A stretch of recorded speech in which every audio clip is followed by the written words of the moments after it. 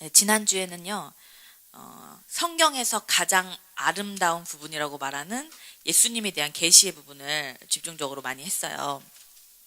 그게 5장 10절부터 16절까지예요. 이게 이제 성경에서 가장 아름다운 부분인데, 이 여인이 고난을 통과하고 예수님에 대한 새로운 놀라운 계시를 받아요. 예수님의 아름다움에 대한 계시를. 그래서 그 예루살렘의 딸들이라고 하는 미성숙한 신자들이 여인이 그 고난을 통과하는 모습을 보고 너가 어떻게 그렇게 그 고난을 통과할 수 있는지, 너의 사랑하는 자가 도대체 어떤 사람이길래 너가 그런 고통 가운데 있으면서 그 사랑을 지키고 있느냐에 대해서 물어봤어요. 그래서 너의 사랑하는 자가 남의 사랑하는 자보다 나은 것이 무엇이냐.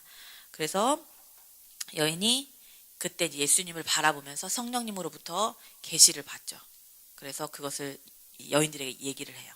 그래서 여인들이 이 얘기를 듣고 그러면 같이 찾으러 가자. 이렇게 믿음이 미성숙한 신자들을 예수님께로 인도하는 역할을 여인이 결국은 하게 되거든요.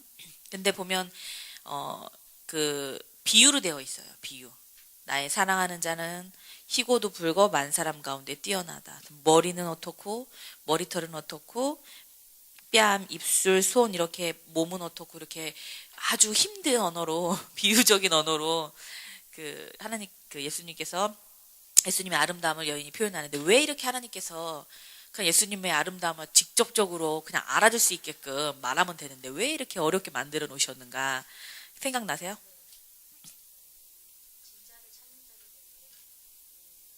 네, 맞아요. 네, 맞아요. 하나님은 아주 귀한 것들을 감춰 놓으시는 분이세요. 저희도 뭐 진짜 귀한 거 다이아몬드 그냥 이제 호주머니에다 넣고 다니지 않잖아요. 금고 같은 데 이렇게 넣는 것처럼, 보물을 숨겨놓는 것처럼, 그렇게 하나님은 자신의 귀한 것들을 감추어 두시고 이것을 진짜 귀하게 여기는 사람들이 대가를 지불하고 찾을 수 있게끔, 그래서 그 귀하게 여기는지에 대한 그 진심을 계속 확인하시는 분이세요. 네. 그래서 성경에 보면은 진주에게 돼지를 던지지 않고 귀한 것을 개에게 주지 않는다고 그래요. 반대나요? 네? 아, 예. 돼지에게 진주를 던지지 않고 귀한 것을 개에게 던지지 않는다. 이 베드로서에 나오는 말씀인데, 저희도 때로는 어떤 복음이 상당히 귀하잖아요. 예수님의 십자가와 예수님의 사랑이 너무나 귀한데 그 복음이 되게 값어치가 떨어지게끔 우리들이 행동을 많이 했어요. 근데 정말 진짜 귀한 것을 귀하게 여기는 저희들 됐으면 좋겠어요. 그래서 우리가 이 예수님의 계시에 대해서 지난주에 배웠는데, 저는 그 부분을 좀 많이 묵상해 봤으면 좋겠어요. 그래서 이 예수님은 어떤 추상적인 개념이 아니라고 지난주에 말씀드렸죠. 실제보다 더 실제이신 제가 제일 좋아하는 단어인데, 예수님은요 진짜 어떠한 실제보다 더 실제이세요. 우리가 지금 선풍기 저 바람이 돌아가고 이 안에 공기가 있지만 보이지 않잖아요. 그렇죠? 우리가 실제로 만져지지 않는다고 그래서 실제가 없는 게 아니에요. 이 우주가 이제 돌아가게끔 공존하고 자전하게끔 하는 어떤 힘이 있어요. 그렇죠? 그 힘은 어떤 실제보다 실제적이겠죠. 우리가 이렇게 땅에 디디고 서 있는 뭐 만유인력이라든지 중력이라든지. 근데 이런 것도 눈에 보이지 않지만 실제보다 더 실제이신 것처럼 하나님은 우리 가운데, 예수님 우리 가운데 더 실제보다 실제이신 분이세요. 그래서 우리가 그분을 정말로 찾기 원한다면 그 실제이신 주님이 여러분에게 다가오실 거예요. 그래서 그 예수님을 깊이 묵상하면 묵상할수록 우리가 어떻게 되냐면 예수님과 같은 형상으로 변하게 돼요. 우리 궁극적인 목적이잖아요. 영적 전쟁 왜 하세요? 예배 왜 드리세요? 궁극적인 목적은 우리가 예수님과 같은 형상으로 변화되는 거예요. 맞죠? 예수님을 사랑해서. 그래서 우리가 이 예수님의 아름다움을 묵상할 때 예수님과 같은 형상으로 변화되는 일들이 있어요. 근데 저희 교회는 많이 예수님을 바라보시는 것 같아요. 예배 드리면서 1년 전보다 제가 봤을 때 정말 많이 다들 좋아지셨어요. 그리고 지난번에 얘기했던 것처럼 영이 좋아지면 실제로도 좋아져요. 예? 많이 그런 증거들이 많이 있어요. 우리 민지도 많이 좋아졌네. 아주 예뻐졌어요. 예. 예. 그리고 또 지난주에 스토리 중에서 우리가 짚고 넘어갈 될 것 중에 하나가 뭐냐면, 이 고난의 시간을 견뎌낸 그 여인의 모습을 통해서 어떤 일들이 일어났는지. 첫 번째로는 그 예루살렘의 딸들이라는 미성숙한 신자들이 그 여인의 그 왕의 진술하는 그 말을 듣고 왕에게 이제 매료되기 시작하는 거예요. 왕이 그 예수님이란 분이 정말 좋으신 분이구나, 멋있으신 분이구나 라는 것들을 알게 돼요. 그래서 우리가 어떤 고난의 과정 가운데 신실하게 주님에 대한 사랑을 배신하지 않고 지킨다면은 그 모습만 보더라도 옆에 사람들이 예수님에 대해서 관심을 갖게 되는 거예요. 예수님이 누구인가에 대해서. 그래서 가장 전도하기 힘든 사람이 가족이라고 그러죠. 가까운 사람들, 가족. 왜냐하면 가족들은 나의 그 진실된 모습을 가장 잘 알고 있어요.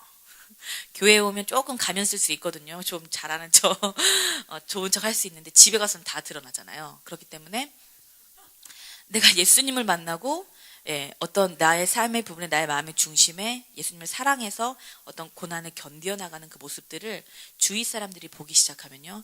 그 사람들이 예수님을 향해 관심을 갖게 되는 거예요. 도대체 그 예수님이 누구길래 너가 이렇게 반응하는가. 여인이 불평과 불만과 쓴뿌리로 반응하지 않았잖아요. 그렇죠? 어떤 자기가 전혀 잘못이 없는 상황 가운데 그 고통을 당했을지라도. 그래서 그 모습을 보면서 주변 사람들이 놀라는 거예요. 그리고 두 번째로는 이 예루살렘의 딸들이 이제 그 여인에 대해서도 여인 중에 가장 어여쁜 자라고 얘기를 해요. 그래서 지난주에 기억나세요? 기름 부음에는 그 매력이 있다고. 내가 예수님의 그 사랑에 빠져 있는 그 모습을 보면서 믿지 않는 자들, 미성숙한 자들이 아름답다라고 보기 시작한다는 거예요. 그래서 우리는 누군가에게 매력적으로 보이기를 원하잖아요. 그렇죠? 그래서 머리도 자르고 머리도 화장도 하고 여러 남자들도 멋있게 이렇게 하는데 가장 우리 안에 나타날 수 있는 아름다운 모습은 이렇게 예수님의 모습이에요. 예수님의 모습이 예수님과 사랑에 빠져 있는 그 모습이 다른 이들에게 정말 아름답게, 이거는 세상의 아름다움은 틀리겠죠. 영적인 아름다움, 진짜의 아름다움을 이 미성숙한 자들이 보고 칭찬을 하는 거예요. 여인 중에 가장 어여쁜 자라고. 그리고 세 번째로 적극적으로 이제 그 여인이 미성숙한 자들이 그분이 어디로 갔는가 같이 한번 찾으러 가자라고 적극적으로 나서게 돼요. 그래서 이 여인이 이제 사역으로 첫 발을 디디는 어떤 사건이 일어나거든요. 그래서 우리가 더 깊은 사랑에 빠지면 빠질수록 우리의 삶에 예수님의 성품이 나타나기 때문에 거기서부터가 사역이 시작되는 거예요. 내가 이거 하고 누구 이렇게 가르치고 막 열심히 해서 사역이 시작되는 게 아니라 예수님과 깊은 사랑에 빠져서 그것이 우리의 성품을 통해 드러났을 때 그때서야 비로소 진정한 사역이 시작되는 거예요. 네. 그다음에 지난주에 이제 리뷰는 이 정도, 좀 중요한 게 또 몇 가지가 있어가지고 6장 3절에 보면요. 나는 내 사랑하는 자에게 속하였고 내 사랑하는 자는 내게 속했으며 그가 백합화 가운데서 그 양떼를 먹이는 도다 라는 말씀이 있어요. 중요한 말씀인데 예전에는 이 여인의 우선순위가 왕을 통해서 얻는 자신의 기쁨이었어요. 하나님이 위로해 주시고 힘을 주시고 사랑해 주시고 이런 어떤 자신의 기쁨에 초점이 맞춰져 있었었는데 이 고백을 통해서 초점이 바뀌었어요. 여인이 완전 이제는 왕의 기쁨이 유일한 목적이 된 거예요. 예전에는 나의 기쁨이 먼저였어요. 왕을 통한 나의 기쁨이 먼저였는데 이제는 나를 통한 왕이 기뻐하시는 것이 무엇인지가 여인의 이제 초점이 된 거예요. 왜냐하면 그 왕의 그 강한 사랑의 확신을 가졌기 때문이에요. 그래서 자신이 필요한 욕구들이 우선순위에서 밀려나게 된 거예요. 제 동생이 그 금식 기도를 갔다 왔는데 자기가 3가지의 목표를 가지고 갔다 왔다고 하더라고요. 1, 2, 3 이렇게. 근데 갔더니 그래서 그 기도를 잘 했냐 그랬더니 갔더니 이제 그 목사님이 오셔서 지금은 여기가 어디야? 구국 오산리인데 구국 기도회 많이 하시잖아요. 그러니까 지금 자신의 그 기도 제목을 놓고 기도해야 될 때가 아니다. 지금 나라를 위해서 기도는 지금 실정이 어떤 실정이냐 하면서 이제 막 다다다다 얘기해가지고 제 동생이 한 이틀은 내 기도 안 하고 그냥 나라 기도를 했다고 하더라고요. 근데 그 모습이 너무 이쁜 거예요. 그러면서 뭐라고 하면 먼저 그의 나라와 그의 의를 구하면 하나님께서 모든 것을 더하신다. 네, 그 말씀을 딱 놓고 나라를 위해서 기도를 했대요. 대견하더라고요. 그래서 잘했다. 그러면서 칭찬을 해줬거든요. 그러니까 자신의 필요보다 왕이 필요하시는 것들을 우선순위에 놓을 수 있는 이 여인의 마음이 생긴 거예요. 왕을 사랑하기 때문에.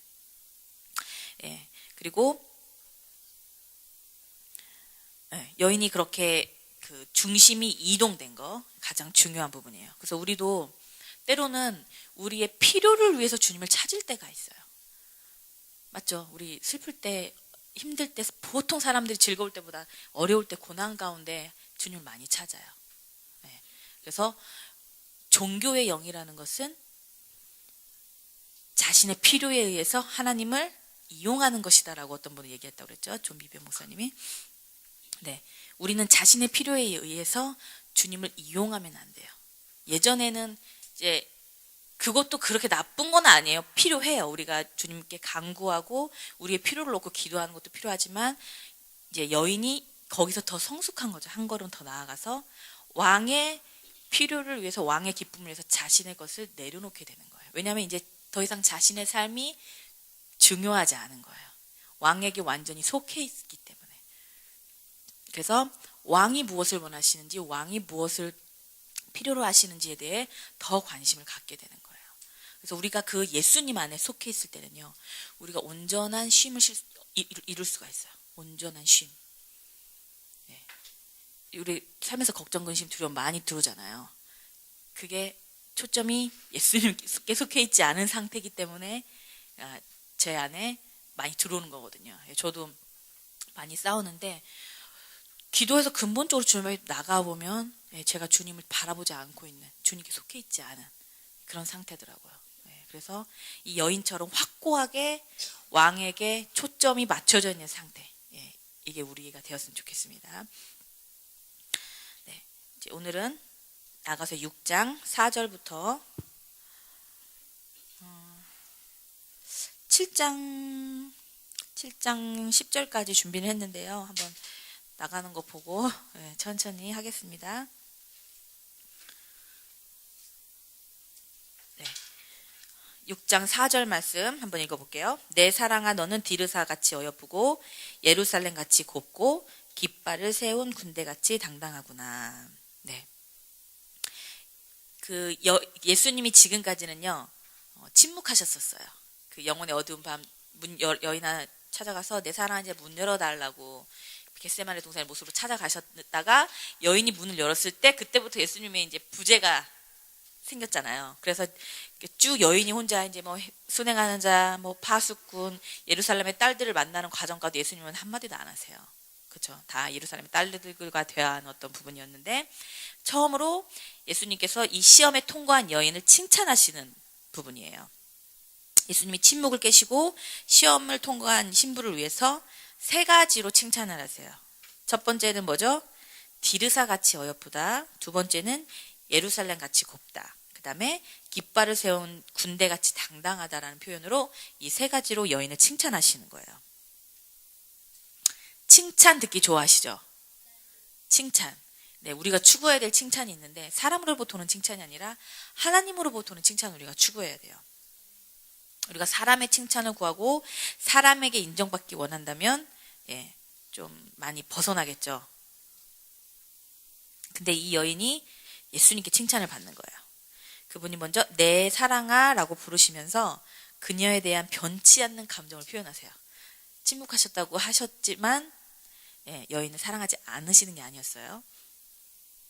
그리고 디르사와 예루살렘이라고 하는 도시를 비유하시면서 여인을 칭찬하시는데 디르사라는 하고 예루살렘은 도시 이름이에요.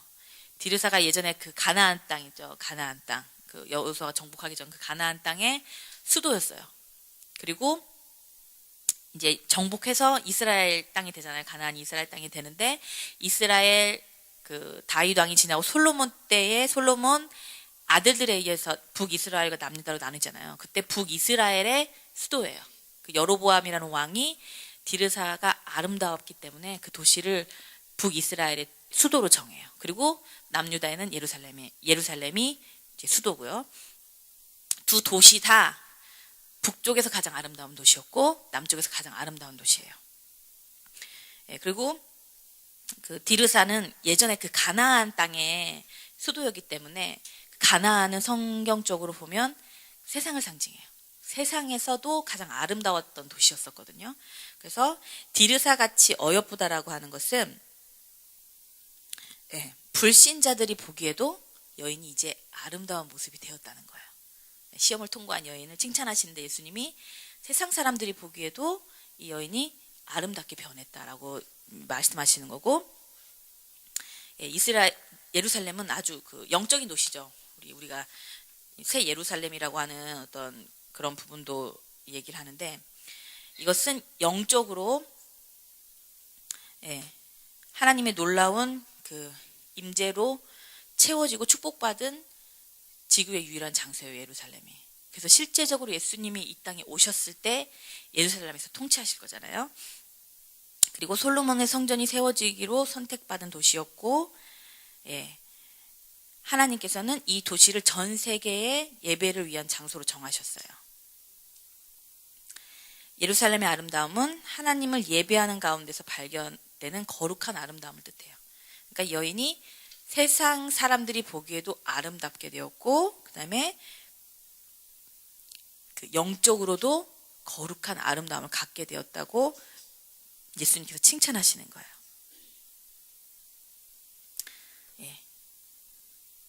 그리고 이 두 도시는요, 왕이 거하는 장소였어요. 맞죠? 다 그 수도였기 때문에 왕이 거하는 장소. 그래서 이 술람미 여인이 이제 궁전만큼, 예수님이 거하실 만큼 아름답고 존귀한 존재가 되었다고 예수님이 칭찬을 하시는 거예요. 이해가 되시죠? 깃발을 세운 군대같이 당당하다, 이 표현이 있는데, 이것은 이제 깃발을 세운 군대는요, 이제 전쟁에서 승리를 하고 들어올 때 그 군대에서 깃발을 딱 들고 들어와요. 그래서 그녀의 마음에 있는 가장 큰 적을 지금 여인이 이겼잖아요. 이기고 아무리 전투가 치열했을지라도 이 여인이 그것들 극복했기 때문에 그 승리의 의미를 나타내고 있어요. 그리고 이 승리로 인해서 그 전쟁에서 치른 대가들 있잖아요. 상처, 부상들이 있는데 이것이 치유될 것을 의미하고 있어요.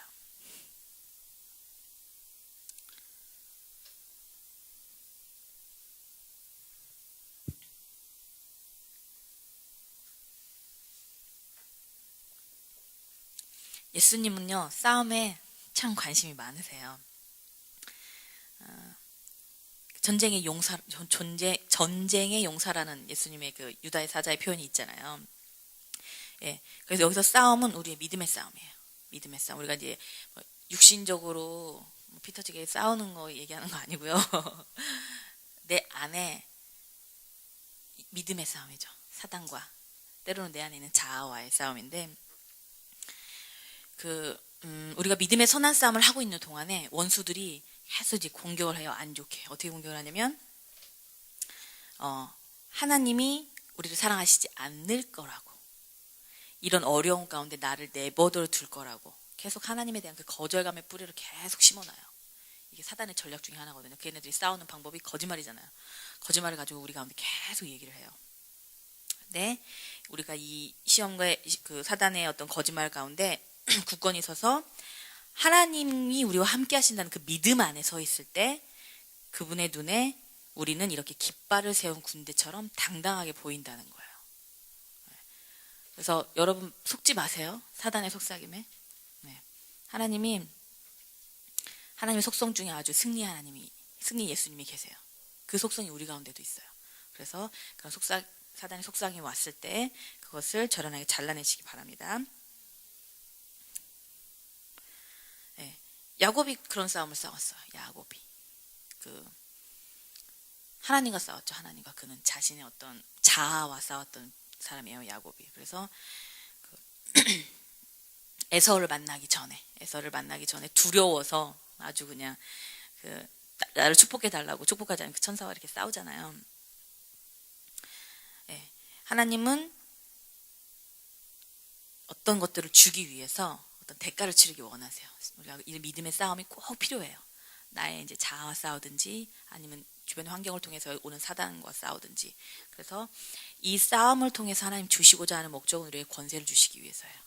그래서 결국 야곱이 취하죠. 이스라엘이라는 새 이름을 받아요. 그 축복의 이름을. 네. 하나님의 나라와 권세와 능력 우리 가운데 주시는 것이 그분의 가장 깊은 열망이에요. 그래서 예수님이 이제 마지막 때 곧 오시잖아요. 그렇죠? 요한계시록 보면 coming soon 내가 곧 오리라 하셨어요. 그래서 예수님은 실제로 진짜 왕으로 오세요. 그래서 우리가 그 왕이신 주님과 함께 통치하는 자로 서기 위해서 이 땅에 수많은 전쟁을 치러야 돼요. 왜? 권세를 얻기 위해서. 그래서 우리가 이렇게 좀 올라가다가 내 영적으로 참 좋았는데 또 전쟁하는 시기가 있어요. 또 이 전쟁을 또 이기면 승리하면 또 올라가요. 계속 우리가 사는 날 동안 이 영적 전쟁이 계속될 건데, 우리가 이 영적 전쟁을 왜 하냐면 권세를 하나님이 주시기 원하시기 때문이에요. 우리가 때론 어린아이가 넘어지잖아요. 시온이가 그렇게 넘어지는데 아주 애기였을 때는 걷다가 넘어지면 엄마 아빠가 가서 일으켜 주잖아요. 그렇죠? 근데 이제 자기가 혼자 스스로 일어나야 될 때가 있어요. 언제까지 울고 앉아서 엄마 아빠 일으켜 줘야 되는 거를 더 이상 보지 못할 때가 있어요. 그래서 제가 특히 이제 남자들 고원이나 이제 보면은 넘어지면은 이제 먼저 울음부터 울려고 하는 때가 있어요. 이렇게 하는데 이제 괜찮아, 안 아파, 일어나 이렇게 가서 도와줘야 되고 싶지만 참아야 될 때가 있잖아요. 왜냐하면 걔 스스로 일어나서 다시 뛰고 걷는 것도 연습하기 위해서. 맞죠? 성장하는 거. 하나님이 이제 그런 시간들을 우리가 계속 보내주시는데, 하나님이 내가 넘어졌을 때 와서 도와주지 않는다고 하나님 우리를 하지 않으시는 게 아니잖아요. 그렇죠? 그 스크류테이프의 편지에 보면은 사단이 그런 것들을 얘기를 해요. 하나님은 그런 하나님이기 때문에 신자들이 넘어졌을 때 그때가 공격하기 가장 좋은 때다. 그때 하나님의 손이, 이게 하나님의 사랑이 가장 두려운 부분이라고 얘기해요. 그 스크류테이프 편지 보면 스크류테이프가 이제 사단이거든요. 사단의 우두머리가 자기 쫄개한테 이 신자들을 어떻게 속일 것인가, 어떻게 예수님께 떨어지게 할 것인가를 전략적으로 자기네들끼리 얘기하는 그런 내용이 재밌어요. 한번 읽어보세요. 도움이 될 거거든요. 거기 내용에 보면은 하나님은 계속해서 우리를 성장시키려고 하기 때문에 때로는 하나님의 이렇게 임재의 부재를 느끼게 하는 경우 있는데, 이때 너는 들어가서 거짓말 시켜라. 하나님 도와주지 않는다고. 근데 하나님은 내가 일어나기를 원하시는, 진정한 사랑이에요. 진짜 가서 도와주고 싶은 그럼 연약한 크리스찬으로밖에 계속 이 땅에 살 수밖에 없겠죠. 근데 우리가 이 땅에서 살아가는 게 곧 예수님이 다시 오실 그 왕국에서의 삶이랑 연결이 돼 있기 때문에 이게 중요한 거예요. 그래서 우리가 이 땅에서 그 권세를 가진 만큼, 깃발을 세운 군대처럼 당당하게 이 여인처럼 우리가 싸움의 어떤 권세를, 믿음의 싸움에서 권세를 취해야만이 다가오는 세대에서도 권세를 취할 수가 있어요. 근데 아까도 말했던 것처럼 이 땅의 세계도 실제지만요, 예수님께서 곧 다시 오셔서 왕으로 통치하는 그 세계가 어떻게 보면 더 진짜예요. 왜냐하면 거긴 영원하기 때문이에요. 이번에 제 이스라엘 목사님 그 집회를 잠깐 갔다 왔었는데, 이스라엘에서는 진짜 메시아를 기다리잖아요. 진짜 메시아, 온 세상을 통치할 메시아. 근데 예수님이 십자가에 달려 돌아가셨기 때문에 걔네 그 유대인들은 예수님 메시아라고 여기지 않아요. 그분이 이제 유대인으로서 크리스찬으로 이게 개종한 메시아닉 주신데 그분이 오셔서 딱 기도하는데 이러더라고요. 예수님이 왕이십니다. 선포하는데 그분은 실제로 예수님 왕이라는 것들에 대한 개념이 우리보다 더 강하시잖아요. 근데 그게 느껴지더라고요. 예수님이 진짜 왕이시다. 예수님이 이 나라의 왕이시다. 계속 그렇게 선포하시면서 처음부터 이렇게 하시더라고요. 근데 그때 마음에 그냥 되게 좋았어요. 네. 그래서 우리가 다가오는 세대, 이 땅은 사실은 우리가 죽고 나면 없어지고 언젠가는 없어질 것이잖아요. 예, 그래서 우리가 이 땅에서도 전쟁하는 목적은 실제로 다가올 세상에서 우리가 권세를 가지고 예수님과 함께 통치하기 위해서예요. 예, 우리가 그래서 이 싸움을 싸울 가치가 충분히 있는 거죠. 예, 여러분 좀 싸움이 힘드실 때 있죠? 없군요. 예, 상 주시는 일을 바라보세요. 예, 그러면 우리가 그 싸움을 늘 이기실 수 있을 거예요. 그래서 이 세 가지로 예수님께서 여인을 칭찬하시는 거, 디르사 같고 예루살렘 같고 깃발을 세운 군대같이 당당한, 예, 여인이 아주 놀라운 칭찬을 받았어요. 그다음에 나가서 6장 5절에 보면 내 눈이 나를 놀라게 하니 돌이켜 나를 보지 말라. 네, 여기까지 한번 해볼게요. 5장 초반 부분.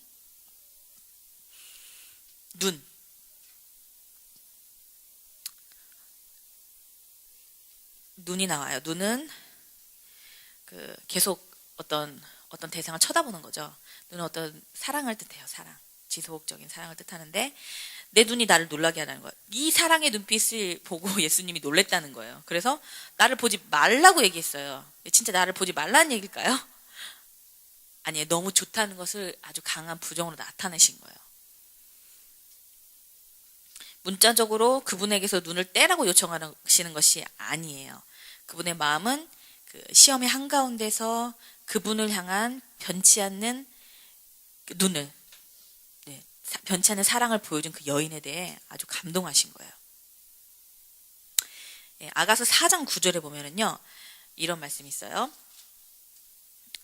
내 누이 내 신부야, 내가 내 마음을 빼앗았구나. 내 눈으로 한 번 보는 것과 내 목에 굿을 한 꿰매로 내 마음을 빼앗았구나. 예, 아가서 4장 9절에 보면은 주님께서 여인에게 마음이 뺏기시는데 한 번 보는 거, 이렇게 한 번 딱 쳐다보는 것만으로도 마음이 뺏기신다고 그랬어요. 근데 여인이 이제는 한 번 보는 그게 아니라 지속적으로 어려움 가운데서도 눈을 떼지 않고 예수님을 바라봤잖아요. 그러니까 얼마나 예수님이 좋으셨겠어요. 그러니까 놀랬다고 그랬어. 충격받아가지고 나 감당 못하니까 나 쳐다보지 마라 이렇게 얘기한 거예요. 그래서 실제로 여기 쳐다보지 말랬다고 쳐다 안 보시면 안 돼요. 예. 예. 이 구절은 계속해서 예수님을 바라보는 여인의 모습을 통해서 감동하신 예수님의 모습을 반의적으로 나타낸 거예요. 예. 예수님을 감동시키는 방법 여기 잘 나와 있는데요. 예수님은 진짜로 예수님을 사랑하는 자들의 모습이 보여졌을 때, 그 사랑이 증명되어졌을 때 감동하세요. 우리도 말로만 사랑해 하다가 어려운 일이 닥쳤을 때 그 사람을 위해 헌신하고 그 사람을 위해서 대가를 치르고 뭔가 그 진실한 어떤 것들을 보게 되었을 때 감동하잖아요. 그렇죠? 예수님을 감동시키는 방법은 우리도 그렇게 어려움 시험 가운데 계속 예수님을 바라보는 그 사랑을 증명하는 것. 이것이 예수님을 감동시키는 방법이에요. 근데 예수님이 내가 이렇게 했을 때 좋아하시겠지라고 우리 생각하잖아요. 근데 예수님은 우리가 느끼는 그것을 뛰어넘어서 감동하신다는 거예요. 여기서 보면 내 마음이 놀랬다고 그러잖아요. 그래서 예수님은 우리의 어떤 시험 가운데 우리가 예수님을 붙잡고 쳐다보고자 하는 그 마음의 중심을 보셨을 때 우리가 생각하는 것 그 이상으로 감동하시는 분이세요. 우리가 더 어린아이가 그런 것들을 했을 때 더 감동이 되는 느낌이라고 해야 되나?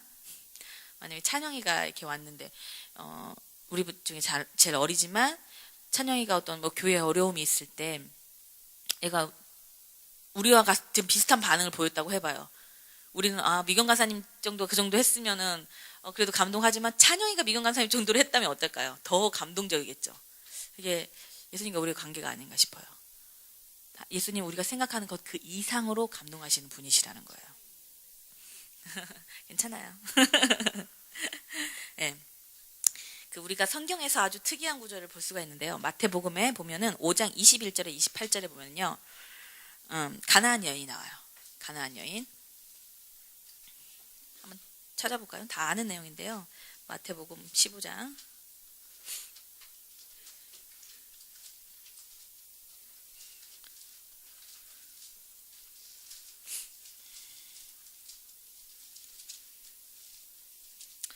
여기서 보면 아주 예수님이 나쁜 사람으로 나와요.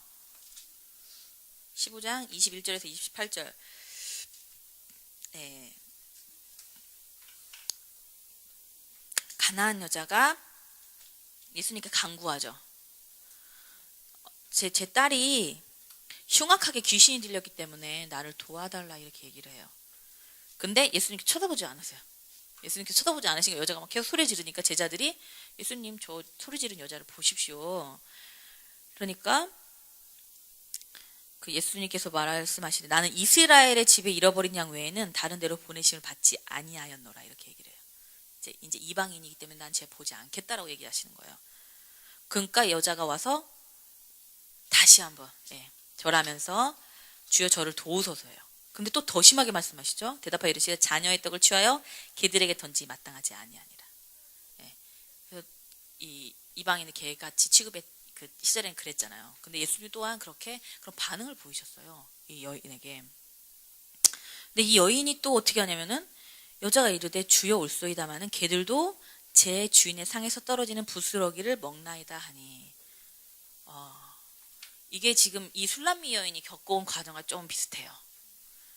예수님 쳐다보지도 않으셨고 그 다음에 아주 심한 말로 모욕을 하시잖아요. 그렇죠? 그런데도 이 여인이요. 이 시선을 주님께로 계속 집중해요. 주님 온전히 신뢰하고 있었어요. 예수님 그런 분이 아니라는 것을. 그래서 이때 예수님이 여자여 내 믿음이 크도다.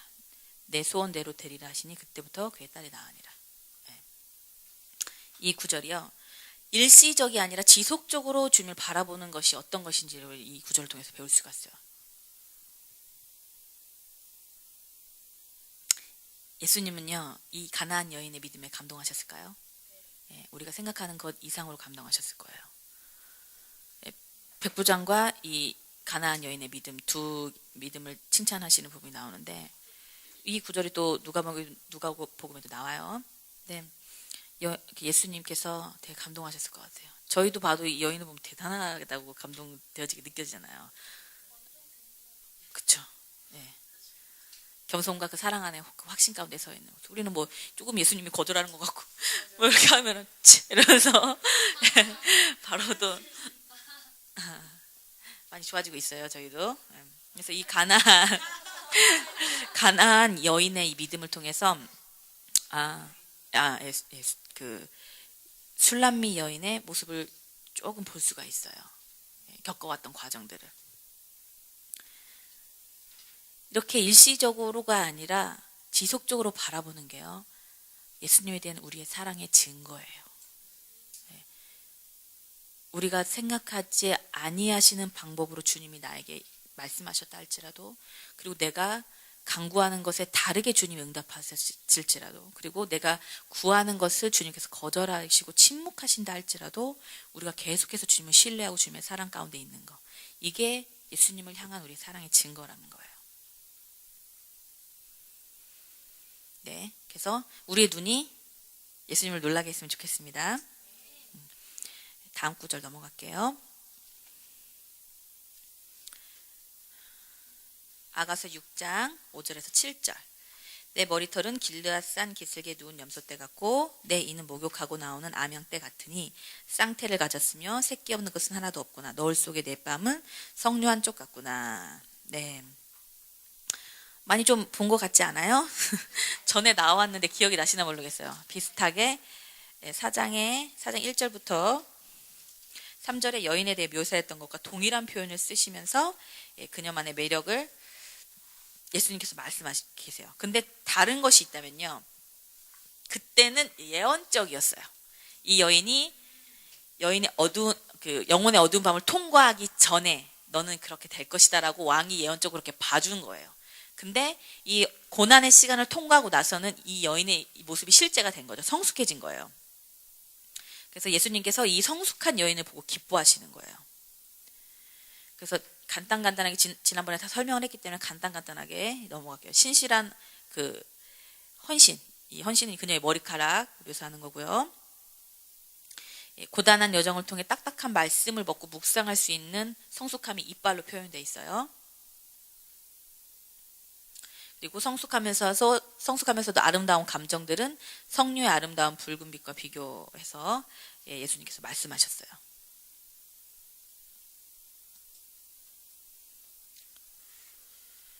그 다음 절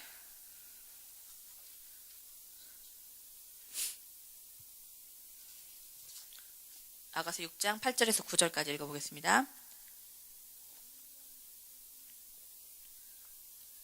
네, 읽어주실 분 크게 읽어주세요.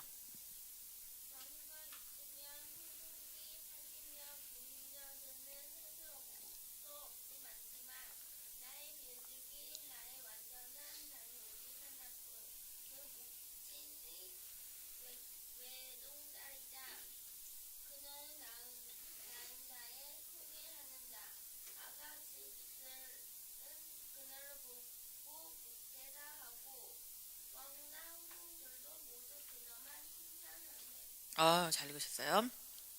여기서 보면은 이제 솔로몬의 왕궁에 대해서 좀 나오고 있는데 거기에 왕후란 왕비가 나오고 후궁이 나오고 시녀, 궁녀, 시녀가 나와요. 왕궁에는요 좀 직급이 있어요. 왕비, 후궁, 시녀 이렇게 착착착 이렇게 서열을 이렇게 좀 맺어져 있잖아요. 하나님의 나라도 마찬가지예요. 하나님의 나라도 어떤 영적인 질서가 이렇게 딱딱딱 매겨져 있어요. 이렇게 표현한 거는요, 천상에서도 마찬가지로 하나님의 보좌 앞에 천사들이 있고, 천사들도 이제 보좌를 지키는 사람이 있고, 또 여러 가지 직급이 있어요. 이게 세라빔, 게르빔 이런 거 들어보셨어요? 찾아보니까, 천사도 직급이 있더라고요. 1등급, 2등급 이렇게. 그리고 24장로. 그리고 12사도 이렇게 하나님 보좌에 가장 가깝게 있는 자들 있잖아요. 이 표현은 이 천상에 어떤 등급이 있다는 영광의 등급이 있다라는 것을 알려주기 위해서 표현한 거예요. 그렇지만 내 완전한 자는 하나뿐이라고 말씀하고 있어요. 내 비둘기, 내 완전한 자는 하나뿐이라구나. 그분께서 그 완전한 자라고 하는 것은 그녀가 영적으로 이제 성숙해졌다는 거예요. 그리고 예수님이 말세의 교회를 그렇게 세우길 원하세요. 완전한 흠이 없는 자, 성숙한 자로. 그래서 그는 그의 어머니의 외딸이라고 나오죠. 외딸, 어머니. 어머니는 이 역사상에 쭉 우리 위에 거쳐왔던 그 교회를 말해요. 어머니는 역사적 교회에 대한 표현이에요. 우리가 이제 자연적인 출생은 우리 엄마를 통해서 하잖아요. 근데 영적인 출생은 교회를 통해서 해요. 맞죠? 그래서 하나님께서는 교회를 사용하셔서 잃어버린 자들을 찾으시고 그분의 교회의 일원이 되게 하세요. 그리고 아가서 3장 11절에 보면 또 어머니라는 표현이 나오는데 어머니가 나중에 혼인날에 왕에게 왕관을 씌우는 표현이 나오거든요. 3장 11절에 이게 이제 마지막 교회가 가지고 있는 영광이에요. 유일한 영광. 유일하게 하나님께서 이렇게 말씀하셨죠. 다음 영광이 이전 영광보다 더할 것이다. 그래서 우리는 계속해서 이 마지막 때가 다가올수록 가장 큰 영광을 앞두고 있는 거예요. 그래서 유일하다고 표현했거든요. 대환란을 통과하는 마지막 때의 교회는 예수님께서 다시 오시기 전에 흠이 없이 걸어가는 역사상의 유일한 세대가 될 거예요. 사실은 지금요, 교회가 온전하지 못해요. 우리 신부들이 온전하지 못해요. 맞죠? 근데 마지막 때 교회는 그리스도의 장성한 분량에 들어갈 거예요. 에베소서 4장 13절에 보면은 우리가 다 하나님의 아들을 믿는 것과 아는 일에 하나가 되어 온전한 사람을 이루어 그리스도의 장성한 분량이 충만한 데까지 이르리니. 이게 하나님의 계획하신 플랜이에요. 교회의 운명이에요. 마지막 때의 그 교회는, 예수님이 대환란을 통과한 교회는 정말 온전한 교회, 흠이 없는 교회를 하나님께서 세우실 것이라는 거예요. 하나님께서 그분의 일을 시작하셨기 때문에 그분의 일을 주님께서 완성하실 거예요. 그리고 음부의 권세가 결코 교회를 이길 수 없다고 선포하고 있어요. 그리고 너희 안에 착한 일을 시작하시니가, 이미 예수님께서 완성하실 거예요. 교회가 탄생한 초대교회부터 쭉쭉쭉쭉 해서 우리가 영적인 그 산을 배웠잖아요. 영원한 교회에서 계속 가면 갈수록요, 나중에 진짜 그리스도의 신부가, 그리스도의 교회가 온전하게 되어지는 거, 이게 하나님께서 이루실 것이라는 것을 사도 바울은 확신하고 있었어요. 그냥 우리 교회가 지금은, 역사상의 교회가 실수투성이었어요. 물론 그때마다 성령님께서 회복시켜 주시고 하는 거 있었지만, 또 새로운 운동이 나타나면 또 그것을 헐뜯었고 이단이라고 정죄하고 서로 싸우고 너무나 미성숙한 모습이 많이 있었어요. 여기서 나오는 예루살렘의 딸들처럼, 그 슐람의 여인이 아니라 예루살렘의 딸들과 같은 모습으로 교회가, 이렇게 역사상의 교회가 이렇게 모습을 보여왔지만, 역경을 통과한 신부의 모습을 보고 그 예루살렘의 딸들이 칭찬하잖아요. 그렇죠? 그것처럼 구름과 같이 그 허다한 증인들이, 역사상에 구속된 그런 사람들이 사랑 안에서 견고하게 서 있는 마지막 때의 교회들을 보면서 하나님을 찬양하고 교회를 칭찬하게 될 거예요. 이게 우리가 바라봐야 될 소망이에요. 지금은 우리가, 교회가, 전 세계의 교회가 좀 미성숙한 것 같고 실수 많은 것 같고 하지만, 하나님께서는 계속 지금도 일하고 계시다는 거예요. 성령님을 통해서 계속 완성하고 계세요. 점이 없고 흠이 없는 예수 그리스도의 정결한 신부로 준비되어지고 있는 과정. 이게 마지막 때에 주어지는 축복이에요. 물론 대환란을 통과해야 되는 그런 고통이, 이 여인처럼 영혼의 어두운 밤을 통과해서 그 사랑을 확증해야 되는 더 힘든 과정이 있지만, 하나님께서는 마지막 날에 그런 교회를 일으키실 것입니다. 그래서 여기에는 그런 되게 귀한 의미가 담겨져 있어요. 그의 어머니의 외딸이라는 거. 교회가 가지고 있는 것 중에 유일한, 이전에 찾아볼 수 없는 유일한 마지막 때에 교회에게 부어지는 축복이에요. 그 낳은 자가 귀중하게 여긴다고 했어요. 여자들이 그를 보고 복된 자라고 하고 왕비 후궁들도 그녀를 칭찬하는구나. 아까 말했죠. 구름과 같이 허다한 증인들, 여태까지 구속받은 모든 자들이 이 고난을 통과한 마지막 때의 교회를 보고, 신부를 보고 칭찬하는 거예요. 그리고 복된 자라고 얘기하는 거죠.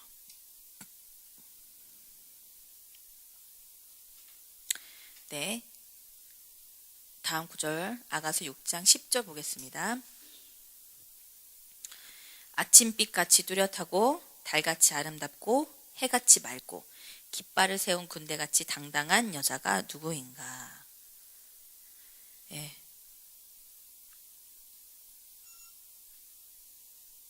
예수님께서 이 여인을, 도대체 이 여인이 누구인가 하면서 이제 이 여인의 어떤 아름다움을 좀 강조하시는 건데요. 여기서 이 여인이 상속받을 자로 4가지의 영광을 나타나 있어요. 아침빛, 그다음에 달, 그다음에 해, 그다음에 깃발을 세운 군대 나오는데, 아침빛같이 뚜렷하다, 이 표현은 빛이죠. 빛이 뭐냐면, 예수님은 제자들에게 자신이 세상에 비치고 이 빛을 비춰야 한다라고 얘기하고 있죠. 너희는 세상의 빛과 소금이 되어야 된다라고 하는 이게 있어요. 이거는 세상 가운데, 우리의 삶의 영역 가운데 우리가 해야 될 역할들을 얘기하고 있어요. 그것은 하나님의 백성이 개인과 사회에 미치는 영향을 강조한 거예요. 또 정치, 군사, 교육, 가정, 언론, 예술, 뭐 기술, 뭐 여러 가지 분야가 있잖아요. 그 분야에서 미치는 영향력을 얘기하는 거예요. 이 빛이라는 것은 아침빛. 빌립보서 2장 15절에 보면은 이는 너희가 흠이 없고 순전하여 어그러지고 거스르는 세대 가운데서 하나님의 흠 없는 자녀로 세상 가운데서 그들 가운데 빛들로 나타내며. 이게 신부가 가지고 있는 영광이에요. 세상 가운데 영향력을 미치게 되는 거죠. 아침빛처럼.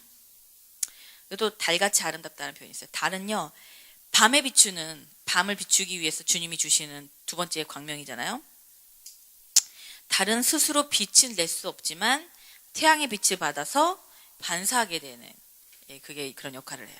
그래서 이 성숙한 교회는 어두운, 이제 밤에 달이 어두운 빛이기 때문에 어둠은 이 세상을 뜻해요. 어둡고 타락한 세상에서 하나님의 빛을 받아서 나타내는 걸 얘기해요.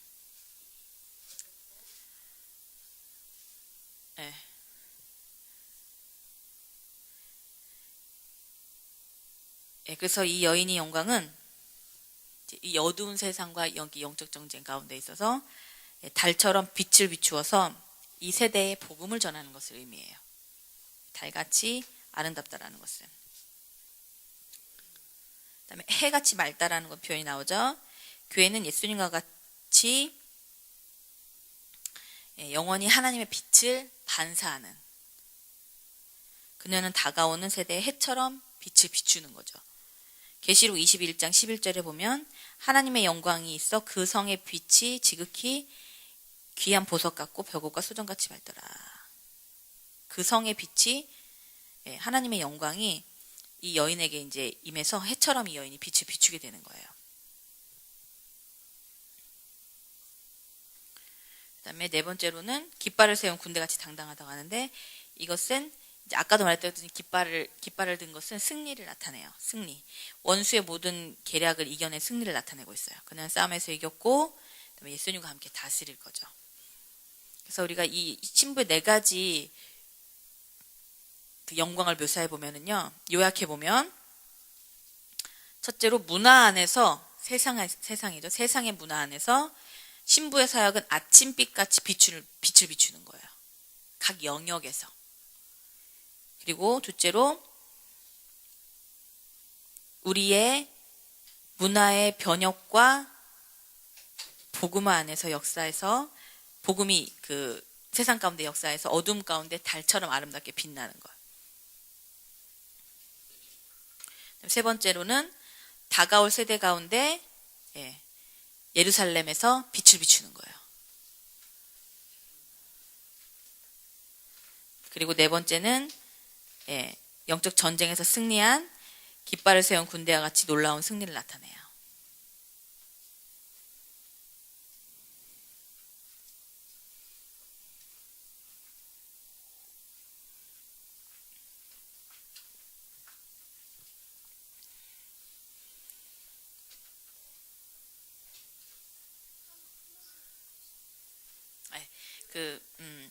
첫 번째는요, 빛은 문화, 여인이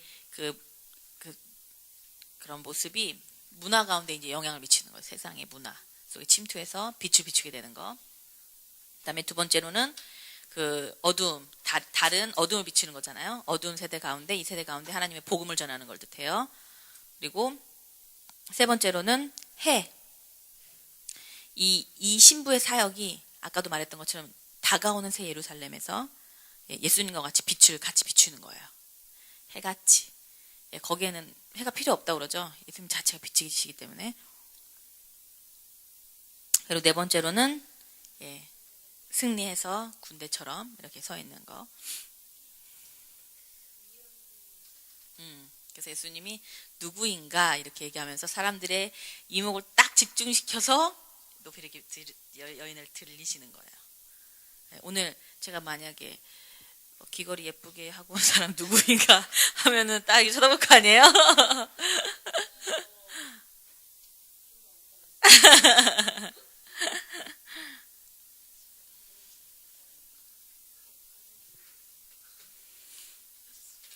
다음 구절 넘어가 볼게요.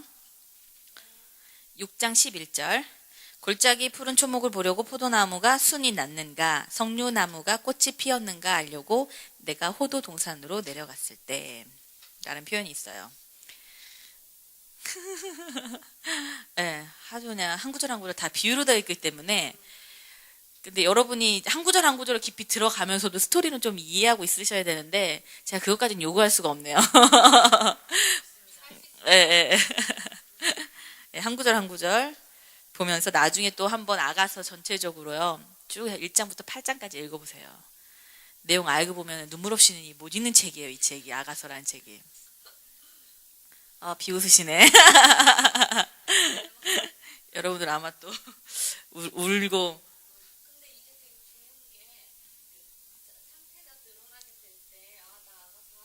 그쵸 그쵸 예. 예. 진짜로 알고서 읽으니까요. 되게 위로되는 그 딱 몇 구절들이 딱딱 들어오는 그런 게 있더라고요. 그래가지고 저도 이게 많이 힘들고 영적으로 조금 다운될 때 아가서 읽고 이렇게 그러면은 마음이 되게 사랑으로 채워지고 이제 좋더라고요.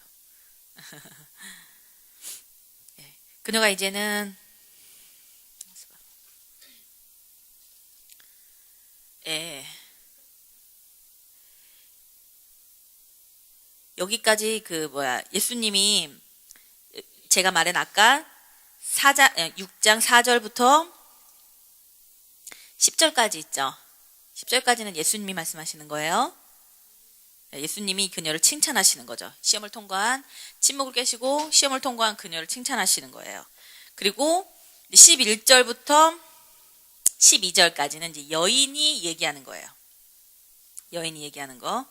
골짜기에 푸른 초목을 보려고 포도나무가 순이 났는가 석류나무가 꽃이 피었는가 알려고 내가 호도동산으로 내려갔을 때에 부지 중에 내 마음이 나를 내 귀한 백성의 수레 가운데 이르게 하였구나. 이게 여인의 말이에요. 그래서 여인이 이것을 통해서 약간 변화된 모습을 볼 수가 있는데 한번 이게 나눠볼게요.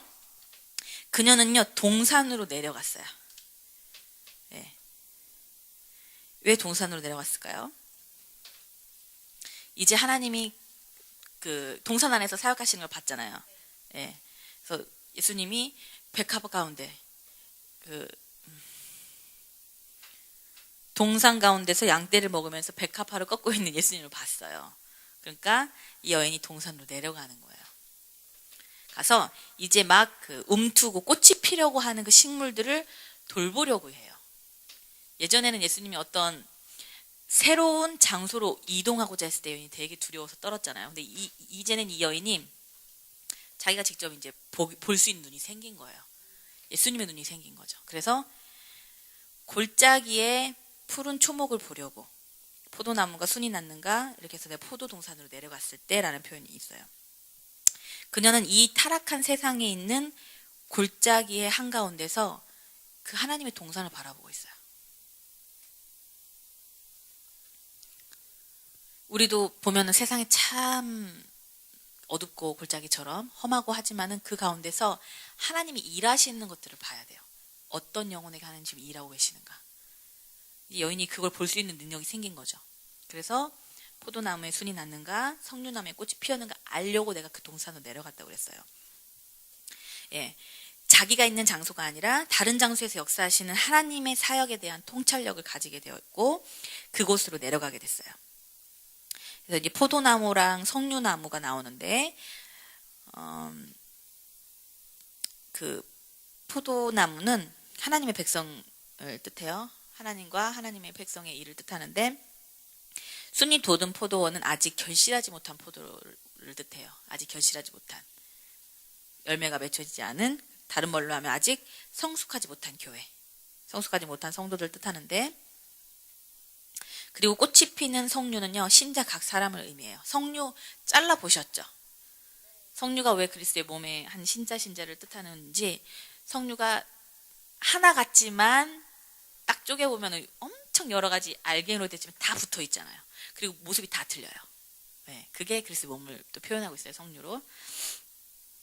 예, 미성숙한 신부를 사랑으로 여태까지 주님이 이끌어 주셨잖아요. 그것처럼 여인이 이슬람 여인도 이제 예수님의 눈으로 다른 이들 안에 있는 가능성을 보기 시작하는 거예요.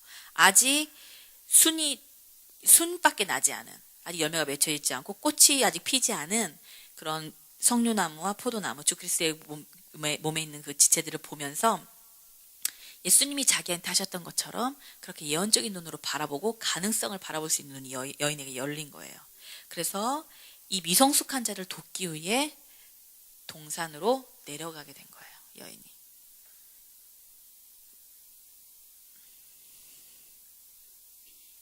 그래서 호도동산이라 나오죠. 호도동산.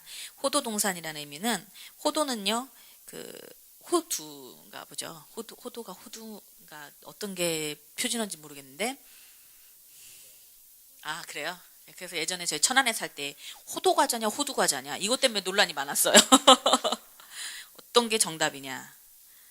예. 둘 다 정답이라는. 예. 예습하셨구나.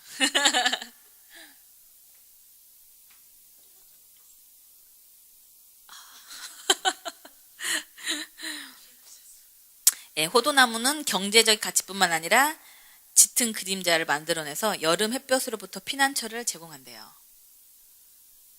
예, 그리고 아시다시피 그 호도는 껍질이 딱딱하게 돼 있잖아요. 예, 그래서 그 안에 것을 먹으려면은요 깨야 돼요. 겉에 것을 깨야 돼요. 그리고 그 호도에서 이렇게 기름을 짜서 그 비누를 만든대요. 비누. 예.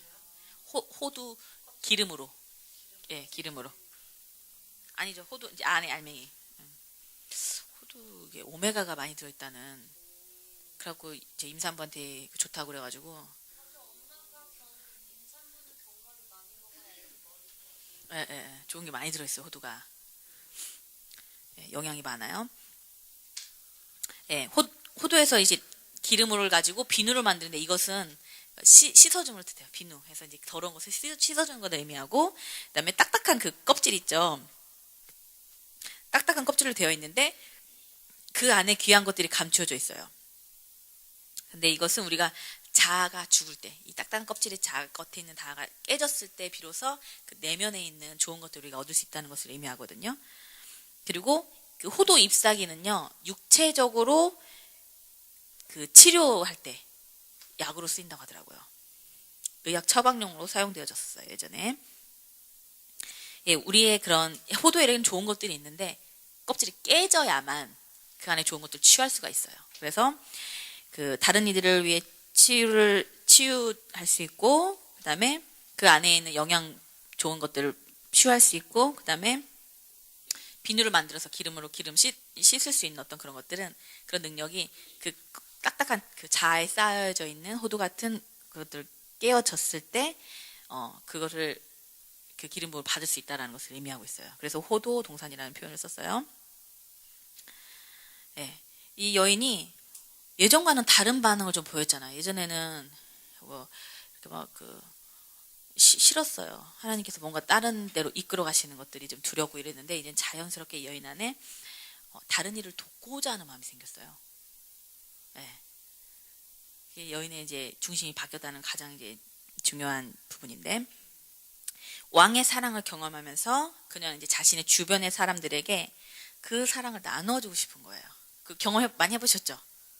네, 제가 맨 처음에 하나님 만났을 때, 예전에는 그냥 교회에 가자, 이게 전 전도인 줄 알았어요. 그래서 고등학교 때 친구도 교회 많이 데리고 갔어요.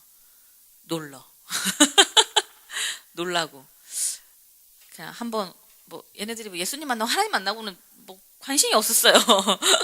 그냥 같이 잘 몰랐었나 봐요. 근데 하나님 만나고 예수님 만나고서 제가 한 가지 열망이 생겼는데, 그게 뭐냐면 내가 만난 하나님을 전하고 싶은 그 사랑이 너무나 좋기 때문에 그 전하고 싶은 마음이 생겼어요. 그래가지고 나는 평생 이렇게 살고 싶다. 이게 나의 부르심이다. 그냥 확신을 갖게 됐어요. 그래가지고 그때부터 이제 내가 이렇게 전하려고 보니까 내가 아는 게 아무것도 없는 거예요. 그래가지고 그때부터 이제 제가 주님한테 저를 훈련시켜달라고 좀 많이 기도를 했거든요. 근데 이 여인도 예수님의 사랑이, 하나님의 사랑, 왕으로부터 받은 사랑이 너무나 좋으니까 이 사랑을 이제 자신만 갖고 있는 게 아니라 이제 흘려보내고 싶었던 거죠. 예, 다른 이들에게도 부어진 그 왕의, 다른 이들이 만약에 이제 왕의 사랑을 경험하게 되면 이제 그것도 여인에겐 엄청난 축복과 기쁨으로 다가오는 거예요. 예, 이렇게 뭐 전했을 때 사람들이 세워지고 예수님을 만나고 영접하게 되면 우리가 되게 기쁘잖아요. 예, 그 마음이 여인에게 생긴 거죠. 예, 이것이야말로 성숙한 사랑 안에서 걸어갈 때 예, 그리스도의 몸 안에서 맺어지는 관계가 보여주는 아름다움이에요. 시기 질투가 아니에요. 다른 사람이 성장했을 때 너무나 좋아하는 거죠. 네. 그리고 믿지 않는 자가 예수님을 알게 되었을 때, 그냥 예, 그 왕의 사랑을 경험하게 됐을 때, 예수님의 사랑을 경험하게 됐을 때 그 모습을 보면서 같이 기뻐하는 것. 이게 그리스도의 몸 안에서 맺어지는 그 아름다운 관계예요.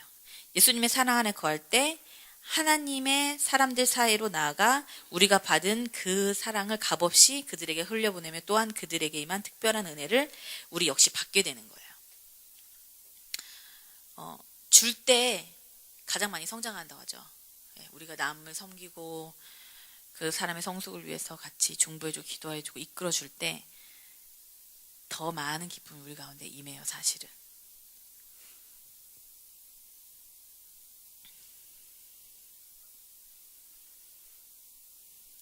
네, 또 우리가 여기서 주의해야 될 것이 하나가 있는데, 우리 때때로는요, 우리 자신의 필요를 채우기 위해서 관계를 이용할 때가 있어요.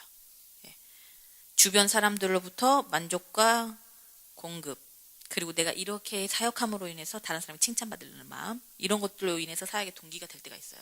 이 여인처럼 좋은 이렇게 고난을 통과하고 주님의 사랑 가운데 막 있을 때 그렇게 자연스럽게 가는 게 아니라 예수님의 사랑이 부재된 상태에서 다른 사람들 세우려고 하는 것은 관계를 통해서 예수님이 아닌 다른 관계를 통해서 나를 채우려고 하는 거죠.